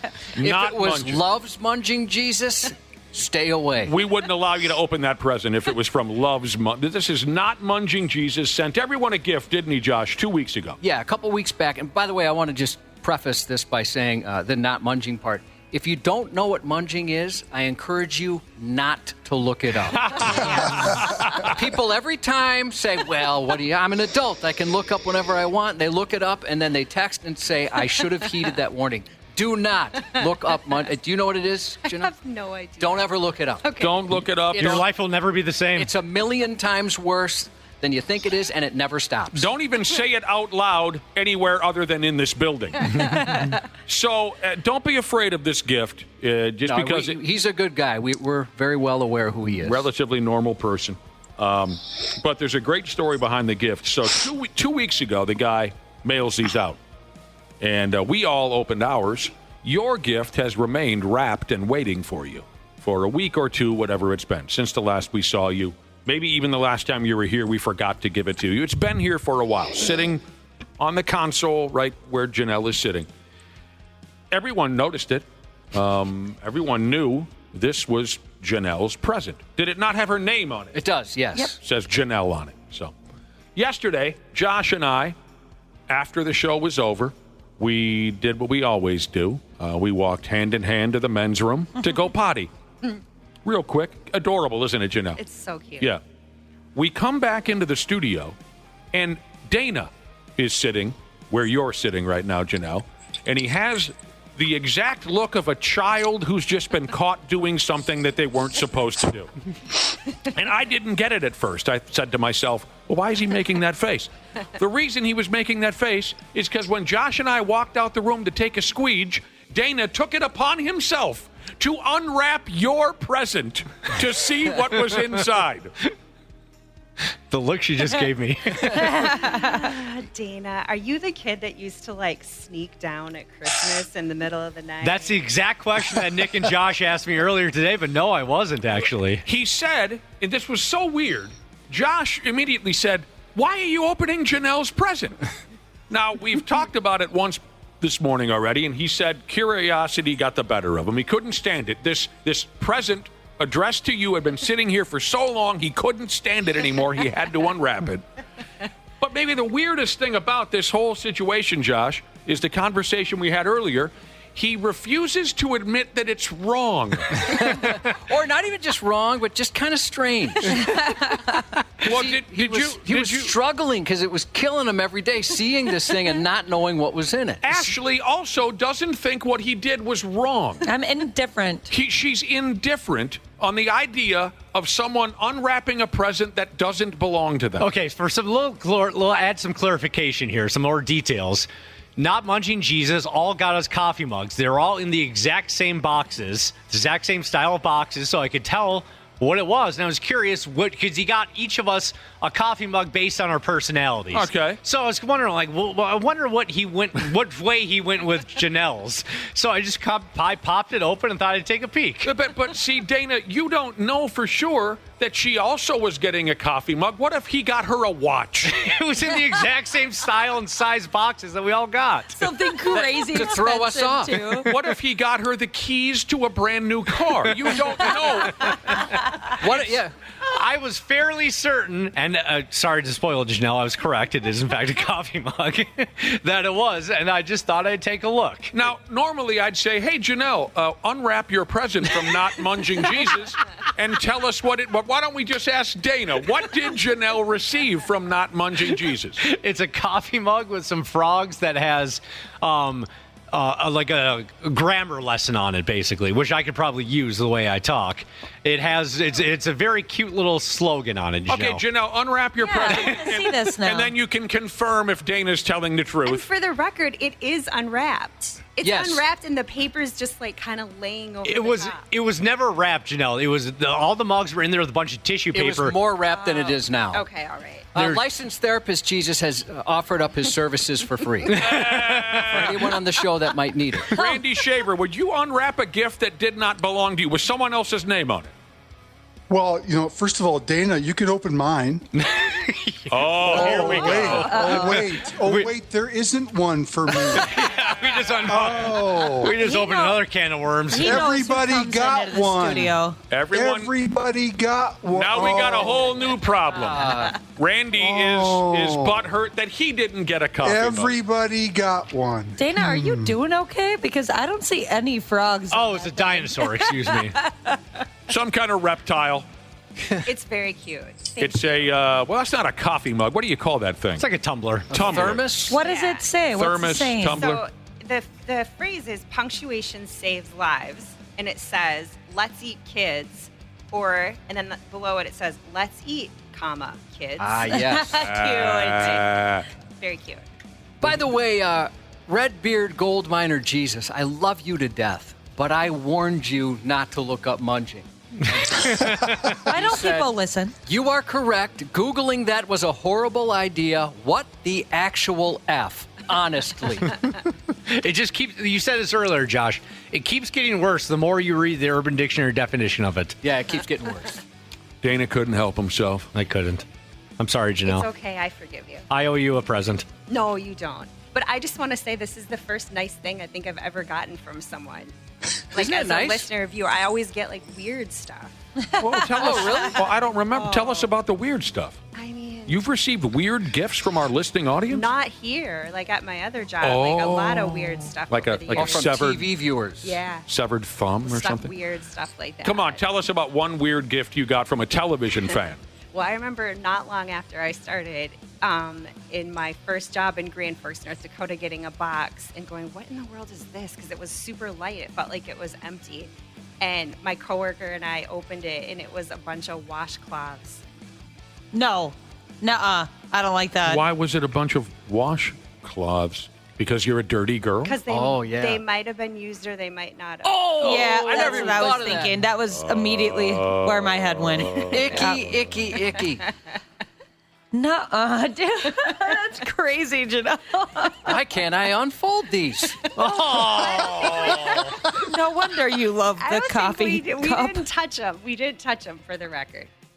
You did not. No, that's a good call. I'm glad you did not pick those up. So Why won't they fold? This makes no sense. You were gifted. Like spuzz rags? I don't know. Like I said, we saw what they were, and we just closed the box. That's the scariest damn thing I've heard all day. Janelle, I made these for you. Randy, you have got to have got some weird stuff over the years. No, Randy. I don't get anything, Janelle. What? No, nothing. No women ever sent you their drawers in the mail? No, of No course letters not. from prison? No. What about? Oh, he hesitated. I've never had that happen to me. Oh, No. sucks to be you. We get them. We do. I remember getting a couple of letters from prison. Some of my favorites. Were they from Josh? That'd be me visiting family more than anything. Yeah, we've gotten some interesting gifts around here. Not as interesting as what Janelle got. No. Jesus. This person here. Go ahead. I'm sorry. I was just going to say some knucklehead gave me a Joey Harrington jersey one time. Oh, yeah. That was out of love. Many years ago. Yeah. We tried to give you a dog. That was a fake gift. Yeah, I didn't want that. By the way, Not Munging Jesus, the bearer of all the nice gifts, has texted in. He said, please tell Shaver and Brad, I'll get them one when they come into the studio. And then there's like a funny smiling face afterwards. So, yeah, he wouldn't leave you out. Did it mean anything to you, Janelle, that the guy spent a couple weeks preparing that gift for you? That was, you mean the washcloths or the coffee? Yeah, it felt like a couple weeks worth. And it didn't cost the guy a dime. He's very frugal. Is that the word, Josh? Yeah. Frugal? Yeah. And Wow. aren't literal handmade gifts the most thoughtful? It was a handmade gift. I just want you to know. I was thinking of you when I made this. It's terrible. Terrible. It's awful. All right. A lot of people are saying their Christmas gift idea for you is now ruined. You've already received that. What do you get the lady that has everything? Not washcloths. Well, there you go, Janelle. You've got a brand new tumbler. That was really nice. Thank you. It had only been handled once before. I do want to say that not only is her name on the wrapping paper, it is also on the box on the inside. Okay, so it's double named. Do you consider it wrong now? It's starting to get a little wrong. Well, I knew for a fact it was for Janelle. That's not. It wasn't like I saw a box there. I'm like, oh, I wonder what's in this. I knew it was for Janelle. I was just curious what way he not munging Jesus went with her tumbler. Well, then why did you give us such a guilty look when we walked in? because as soon as it happened, I knew this was going to be becoming a big thing the next day. You got to know your know the crowd, know your audience. You knew we were going to bust your balls. Oh, absolutely. I mean, he gave it to me right away, too, Janelle. So what happened is we all sit in those same spots. I sit where you sit. And Nick walks over. We're kind of finishing our business. And Nick walks over behind Josh's backpack. And we're kind of, Ashton are kind of like, he doesn't usually walk over there. We're about to leave, and he goes, yeah, no, I'm just going to fish through Josh's backpack, see what he's got in here a little bit. He's got a handgun, some butt plugs, normal stuff. Okay. Take it upon myself to search Josh's backpack. By the way, I once tried to shoot a robber with a butt plug, and I was the one there. I didn't look before I reached. There you go. All right. Welcome to the show again, Janelle. Thank you for stopping by. The Twins did take the series yesterday at home. They beat the New York Mets 4-3, but nothing comes easy for the boys so far this season. They had to up and cough up a 3-0 lead late in the ball game and then win it in extras. And your American League Player of the damn week, Josh played you the audio, I believe. Oh, that was earlier this morning. We played you the audio of Ty France singling in Byron Buxton from Byron got that automatic runner position out there at Yep. So he got the. They got it done. They got the series win. Griffin Jacks. What's going on with him? He had trouble in the eighth. That was where the Mets came back to tie the game. I don't know. I'll have to watch. He has really struggled. And it's not just been one time. It's been a couple of times where he's given up some runs at a crucial point in the game. And, I mean, for a reliever, a month into the season to have an ERA over 7 is a little distressing, but hopefully he'll figure some things out, and they get this. I mean, they're playing decent baseball, at least right now, and hopefully that continues. They did trade for Jonah Bride from the Miami Marlins to give them an extra body. Whether he ends up with the big club, I'm not quite sure at this point, but Wallner's going on the IL. So they're shuffling people around. What about Correa? Correa played yesterday. Okay. He jumped in after Castro was pulled for a pinch hitter yesterday. But, I mean, they're having to shuffle some people. It's really super early to be, having to bring in so many different people. But that's their injury situation right now is a little more serious than what they had hoped. So we'll see if Jonah Bride ends up helping. Jonah Bride is an infielder, plays first base, DH. So you might be able to give them an extra right-handed bat. I'm down with that, Randy Shaver. The Twins begin a 3-game series tomorrow night in Atlanta. Oh, and by the way, we already covered this, did we? Yeah, the umpire that got hit in the brain. He's doing all right. What else is going on? Oh, Jose Miranda. This is very interesting. This is great. I love it because it seems like something I could easily do.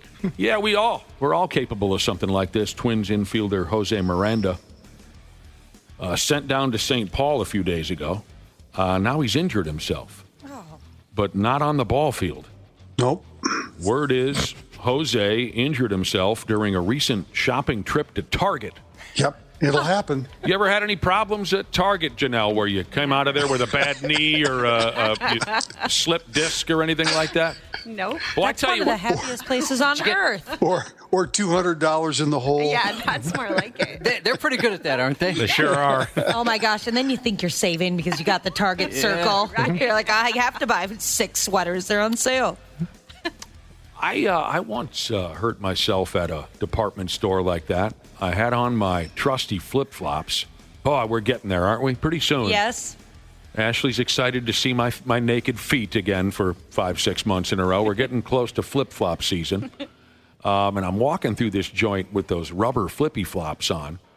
And someone had spilled some water, or God knows what it was. Maybe it was a Janel Klein fan.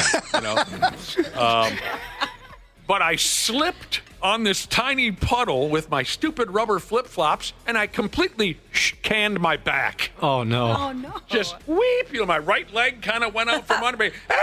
And I'm just in horrible shape. The rest, I still have to go get my Doritos and garbage bags or whatever the hell. I completely threw that's similar. Jose Miranda was carrying one of those big old cases of bottled water. It slips out of his hands, and when he tried to lurch forward real quick to keep the case of water from hitting the ground, he threw his back all to hell. Oh, Bud. That blows. So they got him on the 7-day injured list. That guy can't buy a break, can he? No kidding. I would feel so dumb having to explain that to the team. Well, he's already had a few moments that were less than brilliant, so... Yeah, he had that F up a few games ago. Walking off second base when he was safe, and yeah. Oh, man. Anyone ever mangle themselves at the department store? Any silly little things like that? No, nothing. Yeah, thankfully not. That would ruin my day. Man. Hall of Fame Baltimore Orioles pitcher Jim Palmer. You ever work with Jim Palmer, Janelle? I don't think so. Because he's been doing television for many years. Forever, yeah. Since he retired from Major League Baseball. Boy, Randy Shaver, when did If I remember right, Nick, wasn't he like an underwear model too? Yes, he modeled jockey shorts. Yes. In all of the sports magazines in the back in the glory days. In the early 80s, if you bought a Sports Illustrated or Sport magazine, and maybe they had them in the ladies' magazines too, but when I was a kid reading Sports Illustrated or Sport magazine, you could almost bet your life that there would be a Jim Palmer underwear ad In their summers, he modeled jockey shorts. A lot of body hair, but that's okay. That was okay back in those days. A lot of body hair. Jim Palmer has likely seen and done it all in his over 50 years in baseball as a player, then a broadcaster. But the one thing he's never done is eat wingy. That's crazy to me. Yeah, it's nuts. Jimmy no like wingy. You made a face, Janelle. You've had chicken wings, right? Oh, yeah. I didn't know what you meant. Yeah, chicken wings. Never had a chicken wing. Chicken wings? How? Yeah, my thoughts exactly. Right. He just has never had chicken wingy or ever tried fried chicken. Man, he's missing out. That's so odd. But we might get a chance to see it before the baseball season is over. So he mentioned this during the Orioles broadcast on Tuesday. They were playing a game against the Cleveland Guardians. Someone pushed a plate of chicken wings in front of Jim Palmer. He refused to eat them, but claimed he would. We were just talking about winger a lot yesterday, Josh? Yeah. He claimed he would under one condition. Oh, excellent tune. That's off their second record, In the Heart of the Young, a song called Under One Condition. Do you have the audio of Jim telling the boys what's up? Yeah. If they do it tonight, I definitely. So that's what it's going to take. Yes. Scout's honor. I want you to stare into that camera. I want you to tell the people what you'll do. I will eat a chicken wing, one, if they hit another grand slam. I just won. He'll just eat one if the Orioles hit another grand slam during a game that he's calling. I don't get it. What's his problem? Well, people are different, you know. I mean, I guess maybe he doesn't like the bone situation. Some people don't. Oh, you know, see, now that could be it. I do know somebody who doesn't like to eat a real wingy because they don't like the bones and the veins and the this and the that. But is it a Tom Brady who's never had a strawberry? Who was it we were talking about? Well, he doesn't eat strawberries. I don't know if he's never had one. Okay. Oh, we know somebody that doesn't or has never eaten cereal, Oh, yeah, too. James. Yeah, good point. Never eaten cereal. I know. Oh, yeah, that's the weird one. Come on. Missing out. It's a dude who works in the building here. One of my favorite guys. He is the pickiest eater I think we've ever met. And he totally admits it. But he owns it. Never had a bowl of cereal. Wow. He explained to us why. I think he grew up in a household with 5-6 older brothers. Yeah. And he was the youngest. And he said he was sickened every morning as a child watching his gorilla older brothers just windmill cereal into their mouths, and the milk would be all over their face. They were very messy eaters, and it turned him off to the idea of cereal, and he still hasn't had a bowl of cereal, and the man is somewhere in his early 30s at this point. I'm kidding. He's in his 50s. But I was trying to give the guy a compliment. Al Michaels has never had something. Vegetables, or he doesn't eat vegetables. Yeah. Mm-hmm. Doesn't eat or never had a vegetable. Have you ever heard of those people that don't drink water? Well, my parents would be two people that don't drink water. They act as if it's kryptonite, or they act as if it's poison. Yeah, I've seen some videos or watched some interviews of those kind of people, and it actually makes them sick when it goes into their stomach.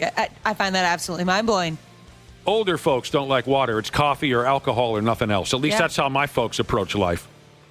Drink your water. Another odd one for sports broadcasters is Jim Nantz carries a picture around of burnt toast, like the exact shade of the toast that he wants, burnt. He likes it a little bit crispy, so he carries a photo of it in his wallet, so when he's at breakfast, he shows it to the server and says, "This is how I would like my toast." I can respect that. I also like burnt toast. So that's Jim Palmer's thing. No wingy. Well, he's missing out. Hopefully he gets to try them.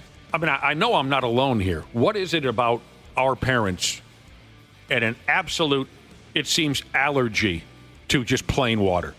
It's driven me crazy over the years. My parents, pulling heaters all day long. Well, the old man's gone now. But smoking cigarettes all day long, and it's just gallons of coffee in the morning, and then you go straight to alcohol sometime in the afternoon. And then they have, I was at the doctor, and he said I was dehydrated. Well, yeah, no kidding, for Christ's sake. I don't get it. I don't get it. Gosh, when they go to the bathroom, it must just smell terrible. Is that a thing? It's just powdered. Yeah. Last night, Jesus said, "I will eat an entire plate of chicken wings only under two conditions. Number one, if the Twins hit a grand slam in their next game. Or number 2, if they do not do that. That's somebody I'd hang out with right there. All right, here's something. Does everyone have a computer in front of them, a cellular telephone, some ways to look up the internet? Mm-hmm. Okay. Josh and I are totally thrown by this. An article on Bro Bible? Bro Bible. Popular website, right? Yeah. And they went along with this. I love that website. They went along with this. It says here, Philadelphia Phillies pitcher Matt Strahm, I believe I'm saying his name correctly, has established himself as a standout reliever. He made his first All-Star team last year. They go on and on about what a great player this guy is for the Philadelphia Phillies. And then this is the part that totally throws Josh and I want to see if you agree with us. The article says he's also known for looking an awful lot like actor Nicolas Cage, which he does not. I don't think there's certain pictures where he really does. The picture I saw, he doesn't look a single bit like Nicolas Cage in any way, shape, or form. I agree. Maybe there's some other photos that we should be looking at, but I didn't see it at all. I didn't see any resemblance. And the article mentioned, he's been dealing with this his whole life. He's embraced it. Yeah, right. So let me see. The picture that I posted on 93x.com. Okay, that is doctored. They look a lot alike. That picture is absolutely doctored. You think? Josh, that's fake. Oh, that doesn't look real. That does not look real. Maybe it is, but... Pull up every picture you can find. This is pissing me off now. Pull up every picture you can find of this Matt Strahm. He does not look like Nicolas Cage. Randy Shaver, you said he does not? He does not. No. Yeah, I don't see it either. Okay, yeah, you were right. That totally is. I'm leaving it up, though. That's fun. That looks Photoshop Can I see your computer? Because this is not him even now. close. Yeah, that's the picture I saw this morning. Is it Dude just because he has long hair? I don't know. People have lost their minds. Keep going. Keep clicking through. That doesn't look like Nick Cage. That doesn't look like Nick Cage. That looks nothing like Nick Cage. That looks nothing like Nick Cage. Yeah, so what are we doing here? Janelle, your thoughts. Scroll through pictures of this guy. Yeah, here we go, Janelle. I see him. I think the one that you posted, it's because he's it's kind of a side view. So maybe does that look real? Which is the one that you posted, though? Well, this one and it's on a. I mean, if anyone's googling it, it's he's wearing a Phillies jersey and he's kind of he's sort of looking off to the side. Can I see your phone? Just show it to me. Don't let him look at your. Yeah, that's doctored. That's the one that we feel is touched up. I don't know because the rest of the photos he doesn't look. No, but maybe that just was the one. He doesn't look like it straight on, but I do kind of think when he looks, because there's other ones where he's looking to the side and you everyone can sort look of this see it. Matt Strahm. Get brotherhood. Give us and sisterhood your thoughts. And then, like Josh said, the article goes on and on about how he's been dealing with this for years. What is everyone drunk or something? This guy does not look like Nicolas Cage. But I guess he's embraced it to the point where he has a new glove that he wore on the field with the Declaration of Independence on the glove because Nicolas Cage was in a movie called National Treasure where he was searching for the Declaration. Never saw it. He's from West Fargo. Is he? Oh, I didn't know that. Yes, they both have big heads. He needs a bigger forehead, though. He's from West Fargo. You spent time in Fargo, didn't you? Yeah, Grand Forks. Yeah, but not West Fargo. But not West Fargo. No. That's You don't want to know what happens there. look out. I lived in Moorhead. Thank God, not West Fargo. Yeah, Josh, that's your stomping grounds. Janelle, you might have dated his older brother or something like that. Maybe. Who knows? I'm mad that they got me with that fake picture. I don't think it's Well, fake. it might not be fake, but it kind of looks fake. They caught him at just the perfect angle. No, they did not. That is friggin' Photoshop. It That does is crap. Like Photoshop the more I look at it. Gosh darn it, I should be better at that. Here's a listener that says this Matt Strahm looks like a cross-eyed George Kittle. Oh, God. George Kittle. All right. This aggravates me. The glove is pretty cool, though. I'll get over it. It is cool. I'll get over it. I got another baseball note for you. Hit me with it. Did you see the catch made by Donovan Ford? No. Of the University of Cincinnati? No. If you want to see Willie Mays reincarnated from 1954, watch this catch. It happened against Xavier. I think it happened yesterday or Tuesday, maybe. I think it happened Tuesday. It's an incredible basket catch by Ford. I'll have to I was looking around. You know I'm no good with the computer. I'm going to try my best here. But maybe Dana or somebody can help you. I found it this morning. I saw it this morning, and then I kind of dug a little bit deeper just to see if there was other angles of it. But an incredible catch over his shoulder, running away from home plate. I'm clicking on it right now, Randy Shaver. Yeah. There's the drive. There's the guy. How about the catch? Holy balls. Wow, that is beautiful. That is Willie Mays. That is Willie. If you put them side by side, Game 1 of the World Series in 1954, they look very, very eerily similar. I was going to use the same word, eerie. That's friggin' eerie. Isn't that crazy? Now, we've found something that really does look like the original. This looks like where that friggin' guy from the Phillies does not look like Nicolas Cage. That is Willie Mays right there. I'll put it up on our website so people can see it. That's an incredible catch. Absolutely lights out. Janelle, have people ever told you that you look like a fellow celebrity? I don't think so. Who does Janelle look like? Anybody? Who does she remind you of? Can you come up with anybody? Kind of, I don't know. You're unique. I can't picture any celebrity that you Nobody look would do you justice. Exactly. Oh, stop it. Who were we saying Dana looked like the other day? Yesterday, day before? Reno, Mike Reno. Mike Reno from Loverboy. Oh, yeah. Lead singer of Loverboy, Mike Reno. Look up Mike Reno and see if you agree. Okay. Yeah. Josh looks like former Viking quarterback Gus Frerotte. Oh, and not the younger version, And Josh also looks like former Queensryche drummer Scott Rockenfelder. What was his name? Rockenfeld? Rockenfeld. You look a hell of a lot like Scott. People have told me over the years Brent Favre. I don't think I have anybody either. Let me look at you. And Wesley Snipes. Nobody can equal that. Yeah, I don't know. I'm trying to come up with a celebrity that Janelle looks like. Iron Range Jesus said Janelle looks like a classy Tara Reid. This person You know what? That's not bad. Yeah, that's not bad either. That's actually a pretty good one. Yeah. Maybe a touch of Reese Witherspoon. I can see that. Oh, yeah. Because she has big eyes like you do. Yeah, I'll go along with both of those. Dana, I do think you look like this guy, but you are much more handsome. Oh, thank you, Janelle. See, they left that out yesterday when they were comparing me to Mike Reno. I mentioned that. I said something similar. Carpet Jesus said Janelle looks like my next ex-wife. But the question is, Dana, okay, maybe you're more handsome than Mike Reno, but can you sing Turn Me Loose? No. I don't think you can sing Turn Me Loose. Can Mike Reno sing that anymore? How's he sound nowadays? Yes. He still got it? He sounds like he's 20 years old. Is that right? It's friggin' freaky. That's awesome. The guy's one of the greatest singers of all.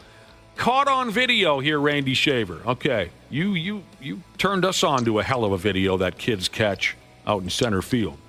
Did you see this handful of Canadian dudes cut loose with a fist fight on a golf course? This video was amazing. That was insane.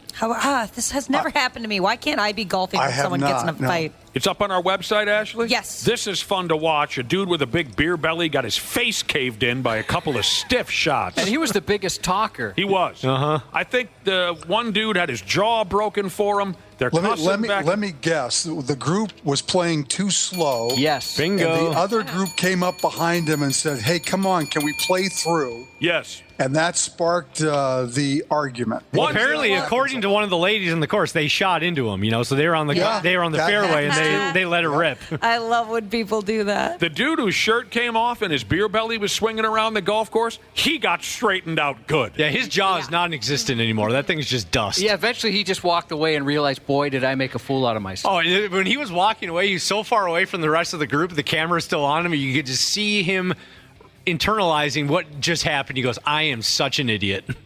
Check that out. Oh, yeah. Monday night golf. You're going to hit me? Shot and then watch what happens. Seriously, buddy. Do it. It's Monday night golf. You in a rush where you got to be? You hit up our ass all day. Don't you push me. You pushed me first. You got one back. Oh, you want to push me?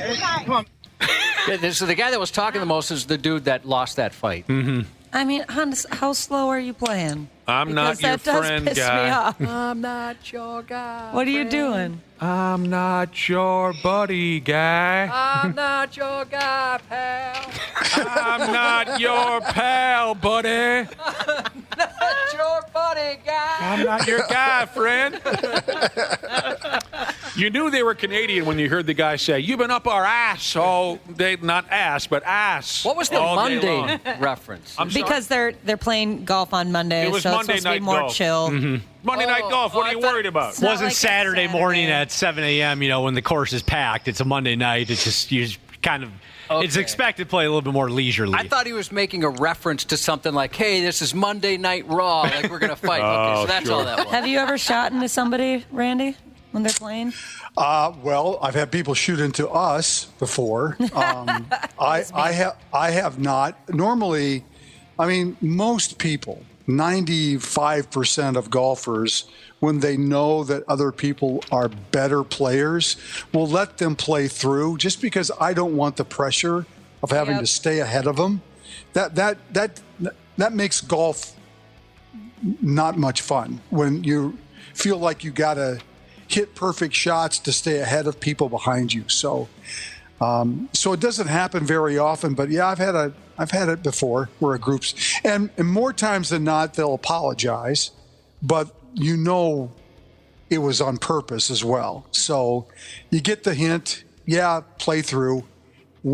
I'm 99% of the time I'm fine with that. So I've always let if anybody's behind me or close to me, I'm just like just go through. Play. I don't want the pressure either. And one time I had one of the Rangers. He said, "Hey, you paid the same amount of money they did. They can wait." Like, all right. Well, it's one thing if they're waiting at 18 when you're about to finish. It's another thing when it's hole 3 and you've got 16 more to play. Right? Friggin' Canadians, they're always a problem. It's Canadians. You'll regret this day, friend. I'm not your friend, buddy. I'm not your buddy, guy. He's not your guy, friend. I'm not your friend, buddy. We're not your buddies, guy. I'm not your guy, friend. It's in the video that's up on our website of this golf fight. It's interesting when the Canadians talk back and forth. The top of their heads separate from their jaw. Like the head kind of balance. You got to see it to understand it. Friggin' Canadian golfers. God help me if I ever find myself in that situation. Why is it, too, when you watch videos like that, you can tell no one there had ever been in a fight ever before? Well, there was only one. The big guy actually did have kind of a cool, twisty, like a backhand that it missed, but had he connected, that was pretty cool. The dude who punched the lights out of the chubby guy, he looked like he knew what he was doing. The chubby guy, you're talking about with his backwards hand, he took one MMA class 17 years ago or something. It looked good. That was the best one he threw, but it missed by a mile. Well, at least it made golf exciting just once. Somebody said they had a bag full of clubs and they were only swinging fists. That would have been so much better if they were using their clubs. Yeah. Oh, they had a duel? Like swords. Yeah. I kept thinking somebody was going to pull one. Nobody did. They're too expensive. I've hit into another group of people, but that's because it went essentially sideways. Oh, yeah. 3 holes over. Oh, that was so embarrassing. Did you just leave your ball, Josh? No, well, everyone knew it was me. Oh, darn. Oh, God, I felt like a moron. So we're trying to figure out who Janelle looks like, and I think we came up with a couple of good ones. Reese Witherspoon. What was the other one? Tara Reid? Classy Tara Reid. What? I don't know the difference between. I love all versions of Tara Reid, but I know what you mean. Back when she was not so much with the cigarettes and the tequila. But here's a listener who claims that, Janelle, you talked to him on the phone once and you told him that you look like Janet Jackson. What? And he said, control. And he was all excited. What movie? Friday. NBA play-in tournament. Last night, the 9th and 10th place teams played, Randy Shaver. Miami destroyed Chicago. The Bulls are done. Yep. Dallas destroyed Sacramento. The Kings are done. What a mess in Sacramento. We don't need to get into it because who would care? But when I saw that team early in the season, I thought this team will be a player when it matters. Before they traded De'Aaron Fox, I thought I agreed with you. Yeah. I think they were one of the better teams in the West. Yeah. Injuries hurt them. But, I mean, to fall like they fell this year is pretty dramatic. So what's left is this. Friday night, playing for an 8 seed. It'll be Miami, Atlanta tomorrow night. Friday night, tomorrow night. And Dallas plays Memphis. So neither of the ball games were close last night. No. They kind of sucked. They just kind of sucked. All right, how about some trivia? Randy Shaver versus Janel Klein. Oh, God. When you're a special guest, Janelle, you get put into situations like this, and you are a very special guest. Randy Shaver versus Janel Klein. Are you both ready? Sure. Mm-hmm. There are 10 active NBA teams that have not yet won an NBA championship. Name them. The 10 active teams that have not yet won an NBA championship. Let's start with Janelle. You mean active, like still? Currently they're still operating in the National Basketball Association. Yes. Well, the Timberwolves. Okay, Janelle says Minnesota Timberwolves. The Charlotte Hornets. Okay, yeah, you are correct. Oh, God. How's about? I gotta think about what NBA teams I know. The New Orleans Pelicans. Oh, All right, yeah, Randy's got another one now. The Jazz. That's right, the Utah Jazz. Nice. Randy Shaver, go ahead. The Utah Jazz. Okay. Let's see. The LA Clippers. Los Angeles Clippers is correct. Janelle's up. NBA teams that have not yet won an NBA championship. Oklahoma City Thunder. That is incorrect. Oh, did they win back in the Durant days? No, they lost when Durantula was there, but when they were the Seattle Supersonics, they won an NBA. That's not fair. It's Stop fair. that. Janelle Stop says that. it's fair. The Orlando Magic. Janelle again, the Orlando Magic. The Brooklyn Nets. Randy Shaver guessed. Let's see. You're correct. Let's see. What do you have left? You have 1, 2. I think just 2, 3 Well, Phoenix. teams remaining. Phoenix has never won. We just covered the Phoenix Suns. Suns. Said Phoenix. I like it when she said it. Yeah, me too. Indiana Pacers. God dang it. Randy Shaver's taking the lead now with the Indiana Pacers. 2 more teams left. Memphis. The Memphis Grizzlies. Is that a tie ball game? I have no idea. Sacramento Kings. Well, they're not listed in here, so that means when they were in Kansas City or something. Oh, come on. Randy Shaver, I don't have them in front of me. Okay. So they must have done something before they went to Sacramento. I couldn't tell you, but they must have won when they were in some other town. Well, the Washington Wizards, but they used to be the Bullets. The Bullets? And I don't think the Bullets won a Yes, they did. championship. Yes, they did. Okay, all right. How many are left? I think just 1. Just 1. I wish I could give either one of you a hint, but I can't think of. Toronto Raptors? No, they won just a couple of years ago. Yeah. The team name is so nondescript. They play in a city that's known for its, I guess, tough streets and Italian people. That's my hint. Tough streets and Italian people. Like they might say, hey, yo, away over there. You talking about Philadelphia? No! I was going to say. Obviously, they've won championship. 76ers. Forget it. The Brooklyn Nets. I said that. Randy said that. Yeah, I know he did. I actually liked it better when you said it. I knew that Randy said it already. Oh, my God. I knew it. Good job, Janelle. Thanks, Ashley. Janelle did great. Oh, the LeBron James Ken doll has already sold out. Bummer. I was going to get it. It's expensive. What do they want? It was $75. Whoa. Crazy. For a LeBron James doll? For a Ken doll. What the hell? What the hell? Ow. $75. Yeah. I think it would have been fitting if sales would have flopped. Who's with me? What time is it? Hey, yo.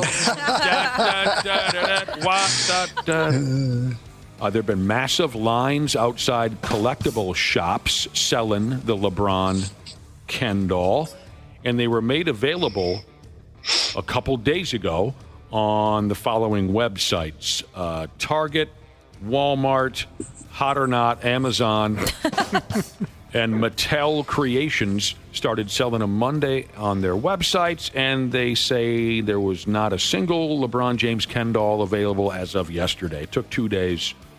I'd like a Baby Nuts Luka Doncic doll so I can stick needles in his eyes. Oh. Wow. I want to know how many grown men bought this doll.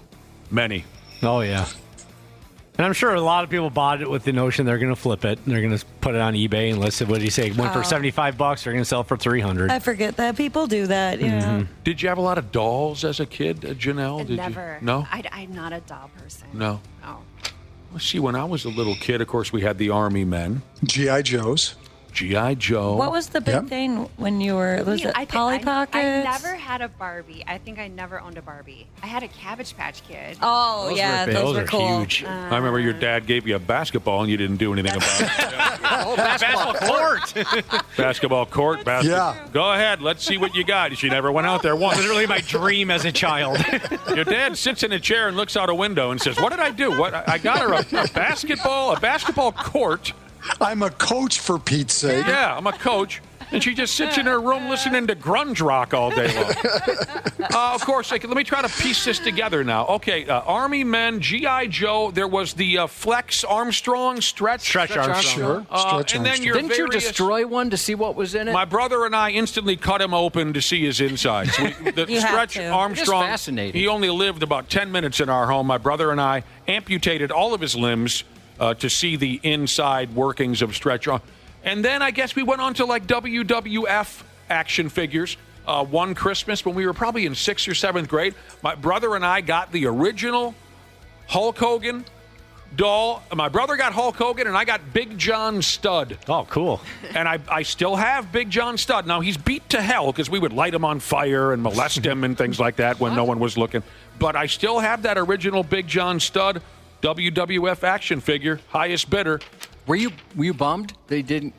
That's the one you got, or were you excited? No, because I always liked the heels. Oh yeah. Good point. So even when I was a 6th, 7th grade kid, I liked Hulk Hogan, but I rooted for the heels. I rooted for Big John Studd and King Kong Bundy and Tiger Chung Lee and all the guys that would try to take the title away. Iron Sheik, that was my jam. Bob Backlund.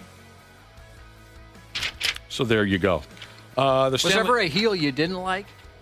Oh, that list is probably very long, actually. But guys that just didn't do it right. Boy, that's tough. That's a very good question. A heel that just didn't cut it. Well, I didn't. So nobody stands out. No one really stands. I know I'm forgetting someone. I'm forgetting someone obvious. I'm sure I am. Stanley Cup playoffs. Here we go with the Pigs, right? And we got to wrap things up. But it looks pretty clear that the Pigs are going to play on Sunday. The full schedule will be released today, Randy Shaver. But the Blues-Jets series and the Avalanche-Stars series has already been solidified for Saturday, which tells me that Sunday you'll get the Vegas Knights and the Pigs, and you'll get the Oilers and the Kings out of the West. Can we hope for 2 days off between games 1 and 2, like the NBA? Jeez. Oh, yeah. What the hell? Oh, yeah. Well, this has been going on for years. I know, but it's just... Why? 2 days off instead of 1 is I mean, we know why. It's television, it's money, it's all that stuff. But it's just ridiculous that in most series, you never have to play back-to-back. Yeah, that's just really dumb. There was something about the grind of a hockey series 30 years ago where they played back-to-back, 1 day off, back-to-back. Yeah, of course. It's a different game now. It's all about making that money. But looks like the Pigs will start on Sunday. We got to get the hell out of here. Thanks, Randy Shaver. You bet. We'll talk to you tomorrow, and we'll return with more from the Tara Reid lookalike Janel Klein when we come back on the Half-Assed Morning Show. We got a full tank of gas, half a pack of cigarettes. It's dark, and we're wearing sunglasses. Hit it. The 93X Half-Assed Morning Show. Well, there's my beautiful podcast, people. Everybody good? All right, great to hear. Thanks as always for listening to the podcast. And of course, thanks to our friends at Standard Heating and Air Conditioning for making it all possible. Can we believe it's April already? And like the old saying goes, April showers brings gross, disgusting humidity and heat in May. Beat the heat and the summer rush. Have Standard Heating and Air Conditioning out to work on that AC soon. April is the best month to get your air conditioning wrenched on before the huge summer rush starts. So get on that today. Go to standardheating.com and schedule that AC tune-up. Thanks for listening. We love you podcasters. Enjoy the show. It's part sports. We have football on the brain. Part pop culture. Dennis Leary. True or false? You refuse to wear a glove with Mickey Mantle's signature on it for the movie The Sandlot. The Red Sox blood, the Bruins blood, they run deep. Add in the best celebrity interviews. Robert De Niro here on The Rich Eisen Show. How are you, sir? Just got over a 24-hour virus. The antidote is to appear on The Rich Eisen Show. There you go. I would have done it earlier. And you've got The Rich Eisen Show podcast. There is a medicinal quality to appearing on this program. Follow and listen on your favorite platform. In the 60s, I made love to many, many women, often outdoors, in the mud and the rain. And it's possible a man slipped in. Would be no way of knowing. The 93X Half-Assed Morning Show. 93X. I got to get into character. Janel Klein is all up in here. Thanks for listening to the 93X Half-Assed Morning Show. We're getting there. It's Thursday.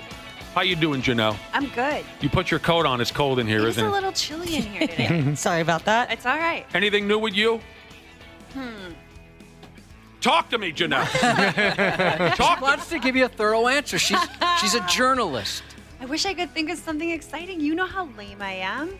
I can't think of anything good. I think that means life is good. I think so, right? When you can't think of it, I like That's it right. drama-free, That's boring. right. That's Nice the and way to do quiet. it. I ain't mad at you. Okay, good. I ain't mad at you. Not even a little bit. Sometimes, Janelle, don't you wish you were Josh? Nobody wishes I that. love Josh. Want to know why? I Why? wish everything comes easy to Josh. It is true. He's He can very do talented. anything. He can do anything. I know. Stop it. Not a lot comes easy to me. True. Same. Can anyone think of something you thought was going to be easy until you tried it yourself? You thought it was going to be easy until you tried it yourself. Certain exercises. Exercises? Yeah, where I thought, oh, that's not an issue. Why would anybody have any trouble with that? Yeah, I'd agree on that one. Like an incline on a treadmill. I could do that an hour if I needed to. The general public, at least the social media types, have shared their thoughts, and now we can join them. Things that folks swore up and down would be so easy until they tried it themselves. I can't think of anything right now off the top of my head. I'm sure I'll come around at one point or another. Oh, I guess one would be rollerblading. Oh! I thought that was going to be easy because I always see people doing it around lakes and stuff. And Well, were you ever a skater as a child? I mean, ice skater? enough, like I knew how to do it and do it safely. I'm not trying to be a deck, but that actually came way easier than I thought it would be for me. I was the exact opposite, actually. I rollerbladed all the time as a kid and never really ice skated. And as an adult, I was dating a girl that played hockey, and I was like, yeah, I'll go on the ice with you. I know to rollerblade. I'll be fine. I was just looked like an idiot, just a giraffe on roller skates out there trying to ice skate as an adult. It was embarrassing. Ice skating was difficult, yes, compared to your past prowess with wheels on your feet. Mm-hmm. I thought I'll be just fine. I'll do loops around this this pond. It'll be great. No, Yeah. I could barely stand up. I didn't think about how I needed to know how to stop efficiently before I got rollerblades on, and then I went down. Well, you just throw yourself off the track onto the grass. Yeah, that's exactly what I ended up doing in somebody's front lawn. If you're going around the lake, Josh, you fall on the hippie couple who's strumming a guitar sitting on a beach towel. I was so scared. I thought, this is it. This is going to be how I die. All right. Here are some of the things that people, and you can, of course, text us, 651-989-9393 if there's something you can think of. You swore it would be easy, then you tried it yourself, and you found out you were dead wrong. Some of these answers are deeper than others. We start with a deep one. What's something you thought was going to be easy until you tried it yourself? Making and keeping friends as an adult. You see what I mean? Yeah. This individual said, I never really thought about it until I found myself without any close friends later in life. It used to be so effortless back in school. And only now do I realize how different and challenging it becomes as we grow older. The number one answer so far via brother and sisterhood text, and there's a lot of these that are saying being an adult. And I understand, because I remember looking at adults thinking, they know everything. They've got the answer to everything. Look how smooth life is for them. They know how to do everything. They have, they can answer any question. They pay the bills on time. They keep the cars running. They keep the house running. Made me feel, I know I was lucky. I had a good household, and I know some people didn't have that experience. But for me, that's how I looked at it. Like, I can't wait till I'm their age. I'll have all the answers. I recently turned 50. I thought, my God, I have failed. I know not. I feel the same as when I was 16. So the number one answer is adulting. Yeah, that's the number one answer via text here, certainly. And back to making friends as an adult, as opposed to when you were a kid, I guess the question is, do you care? It's tougher to find. Depends on the person. Some people, they don't care to make any new friends as an adult. Others, it's a concern. So it just depends on whether you care or not. As you get older, you're much more content being alone anyway. So, golf. God, I hate golf. It is so hard. And this individual goes on to say, I don't mean hitting a hole in one, but just being able to hit the ball. I was really good at hockey, so I thought it would be easy. I could barely hit the ball. I was awful.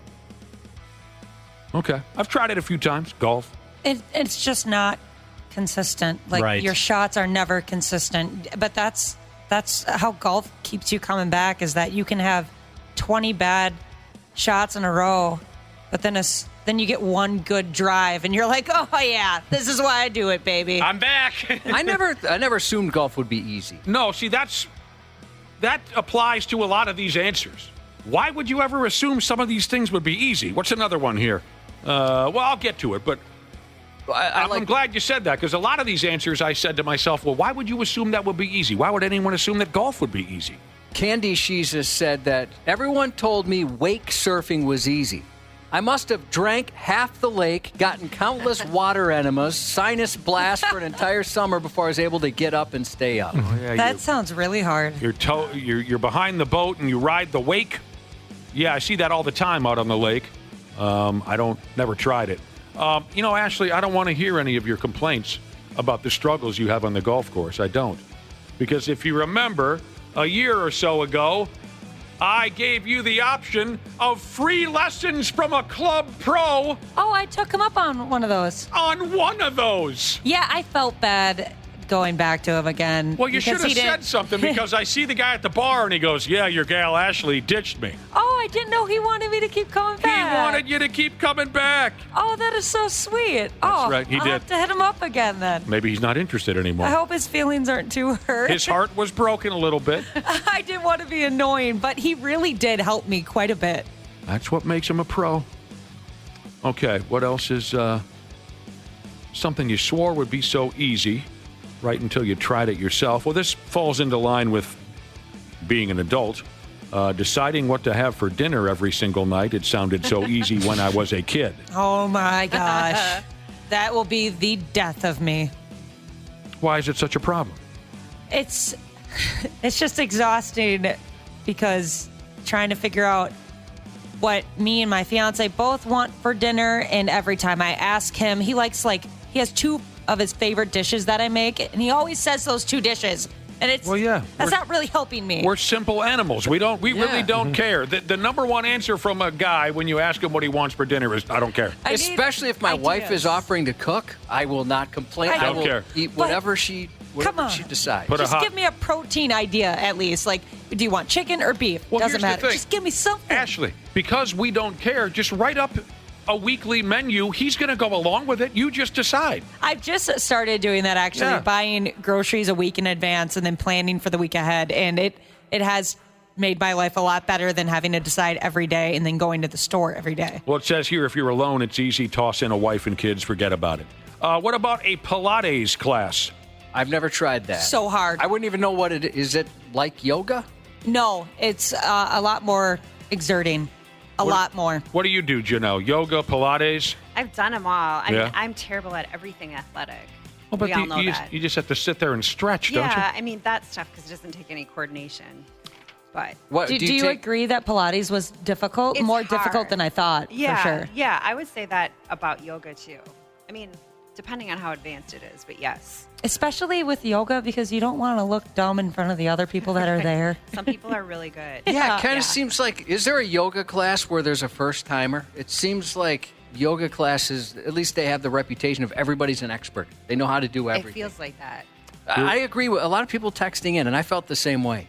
When I saw bowling, I thought it would be easy. Oh, bowling. First time I saw someone bowl, I thought, oh, that looks fun. I could probably do that. And then I realized there's so much more to this than how it looked. No, you got to do it without the bumpers? This is hard. I still remember to this day my score first time I went out bowling.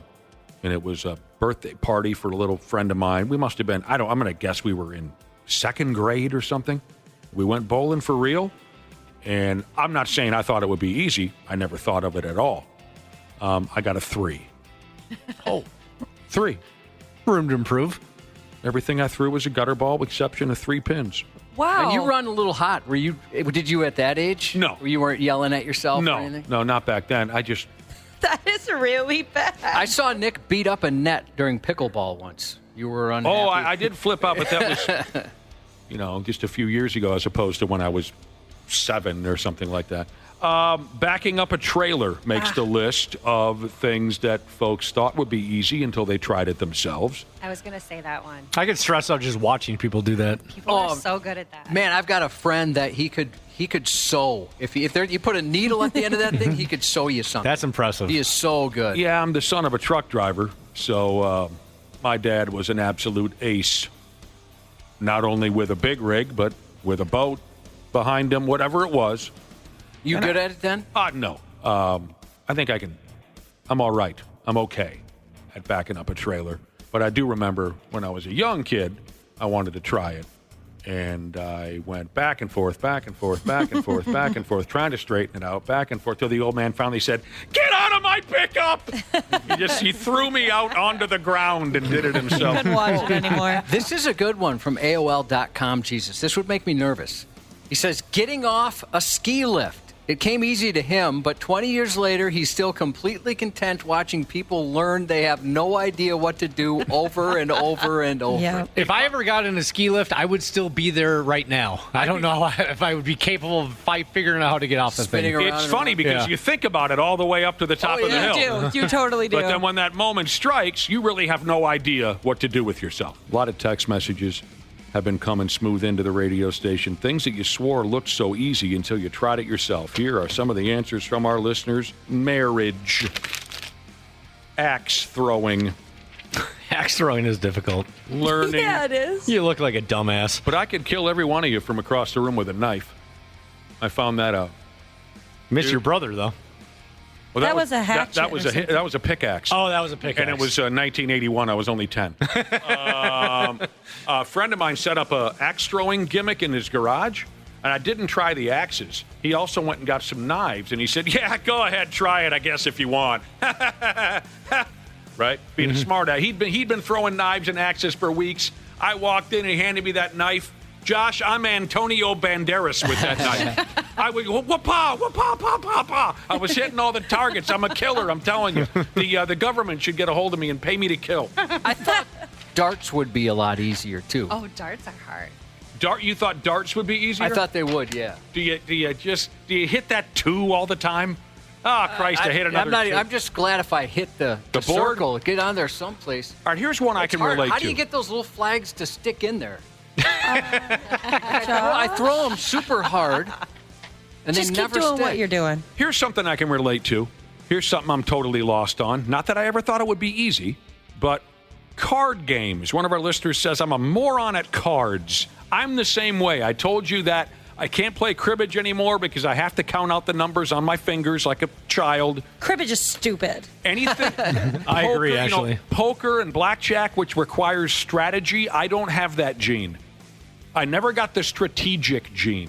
I just found out last fall, deer hunting with my dad and some cousins, that I'm actually pretty good at card games. Yeah? It was my first time playing all these different games. We're playing like Texas Hold'em. Okay. And I cleaned up. They Good were for not you. happy. Oh, and I bet they were pissed, weren't they? Oh, yeah. That stuff throws me. Yeah, my wife's like that too. She's great at all that. I'm not very good at cards either. No, I have struggled my whole life. Here's a listener who says, I thought turkey hunting would be easy. Hell, they scream.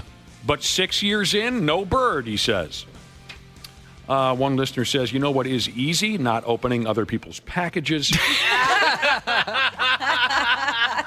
Not for everybody. No, it's a struggle for some. What appeared to be easy till you tried it yourself? This is a great answer.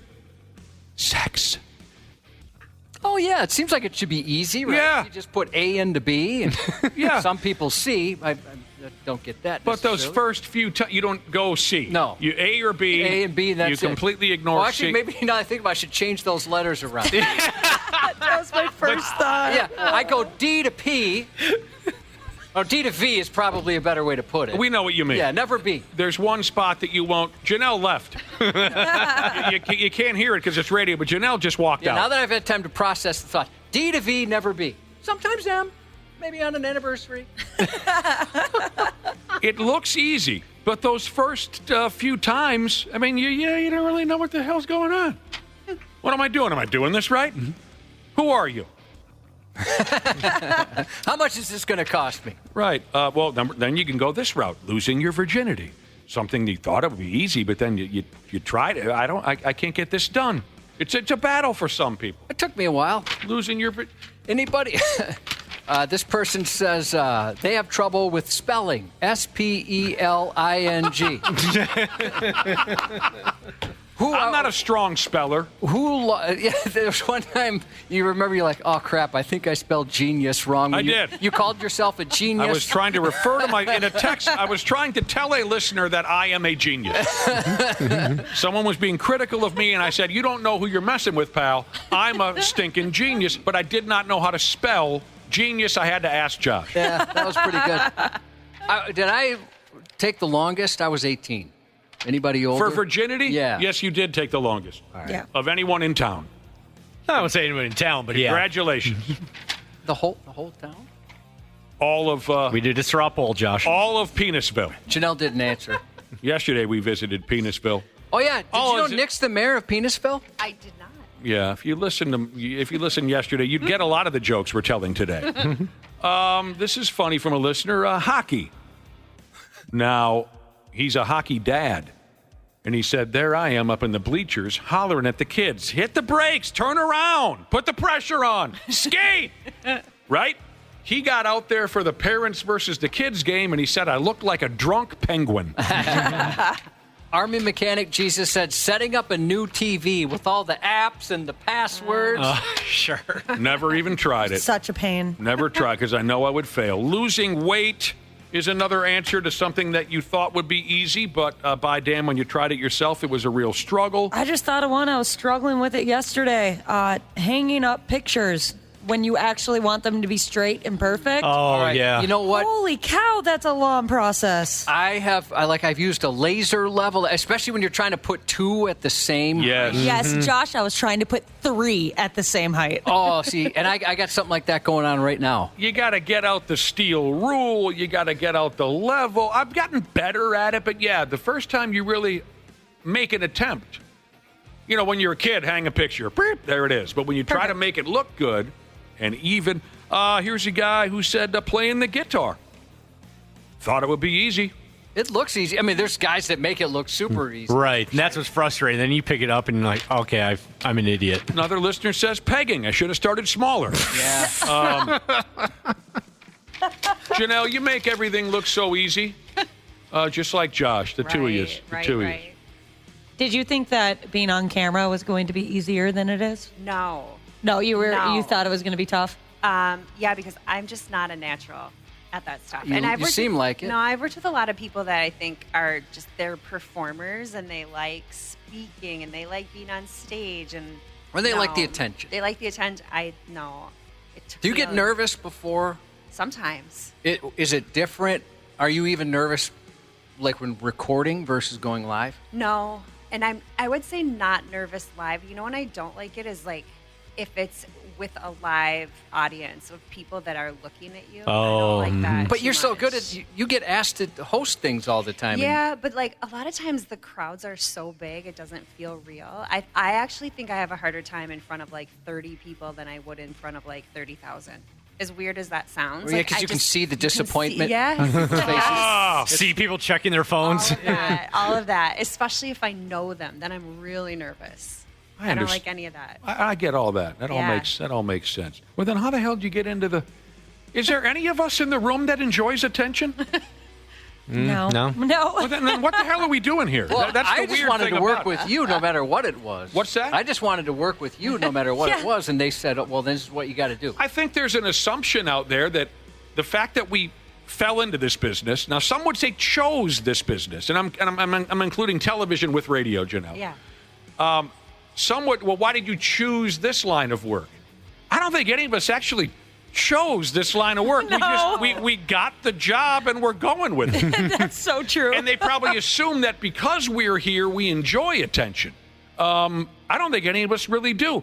People probably are having the hardest time believing me, but I am not by far. I'm not the loudest guy at the bar.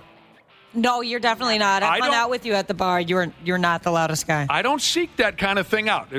Maybe you don't believe me. Maybe you don't believe all of us. But it's odd that this is where we stand or sit now after all these years when we really don't crave that much friggin' attention. Way less than usual, I would say. But, you got to pay the friggin' bills. What was I going to do?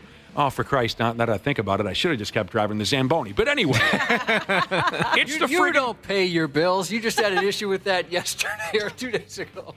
That was funny. What happened? I know we're running late. But God. So, Nick likes to write out checks and mail bills. Yes, I do. Very cute of you, yes. Yeah, he does. So he'll bring in his checkbook. I brought in my checkbook and his little yesterday. calculator. Yes. And so yesterday he was paying his bills, and we go up front, and he goes to put it in this is where you send your bills little basket. Basket, the office mail basket. Mm-hmm. And he goes, oh, my God.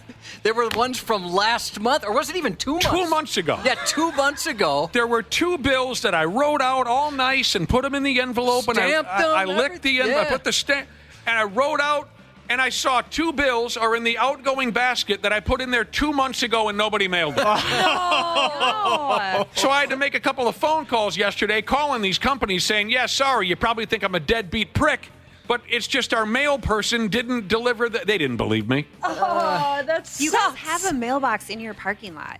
Yeah, I know. I know. But does that one? we do. I didn't know if anybody actually checks that. I put stuff in there. I so do, I hope so. but when I'm feeling really lazy, Janelle, I just leave the letters here in the mail basket. I wish that was on air yesterday. Your reaction, just confusion. I was friggin'. Why do we have this? It says outgoing mail. Yes, I was confused and pissed. Because now I look like a stiff to my plow guy. That's embarrassing. And the guys that water my lawn once in a while. They think I'm a friggin' bum. Oh, I know those. I use the same guys they're so high they didn't even notice. They get pretty high. All right, we got to get going. Thank you, Janelle. Thanks, guys. Great seeing you. Happy guys too. 15th to Gavin. Also starts his first job ever this morning from his proud dad, Snowpack Fruit and Veg Jesus. That's great.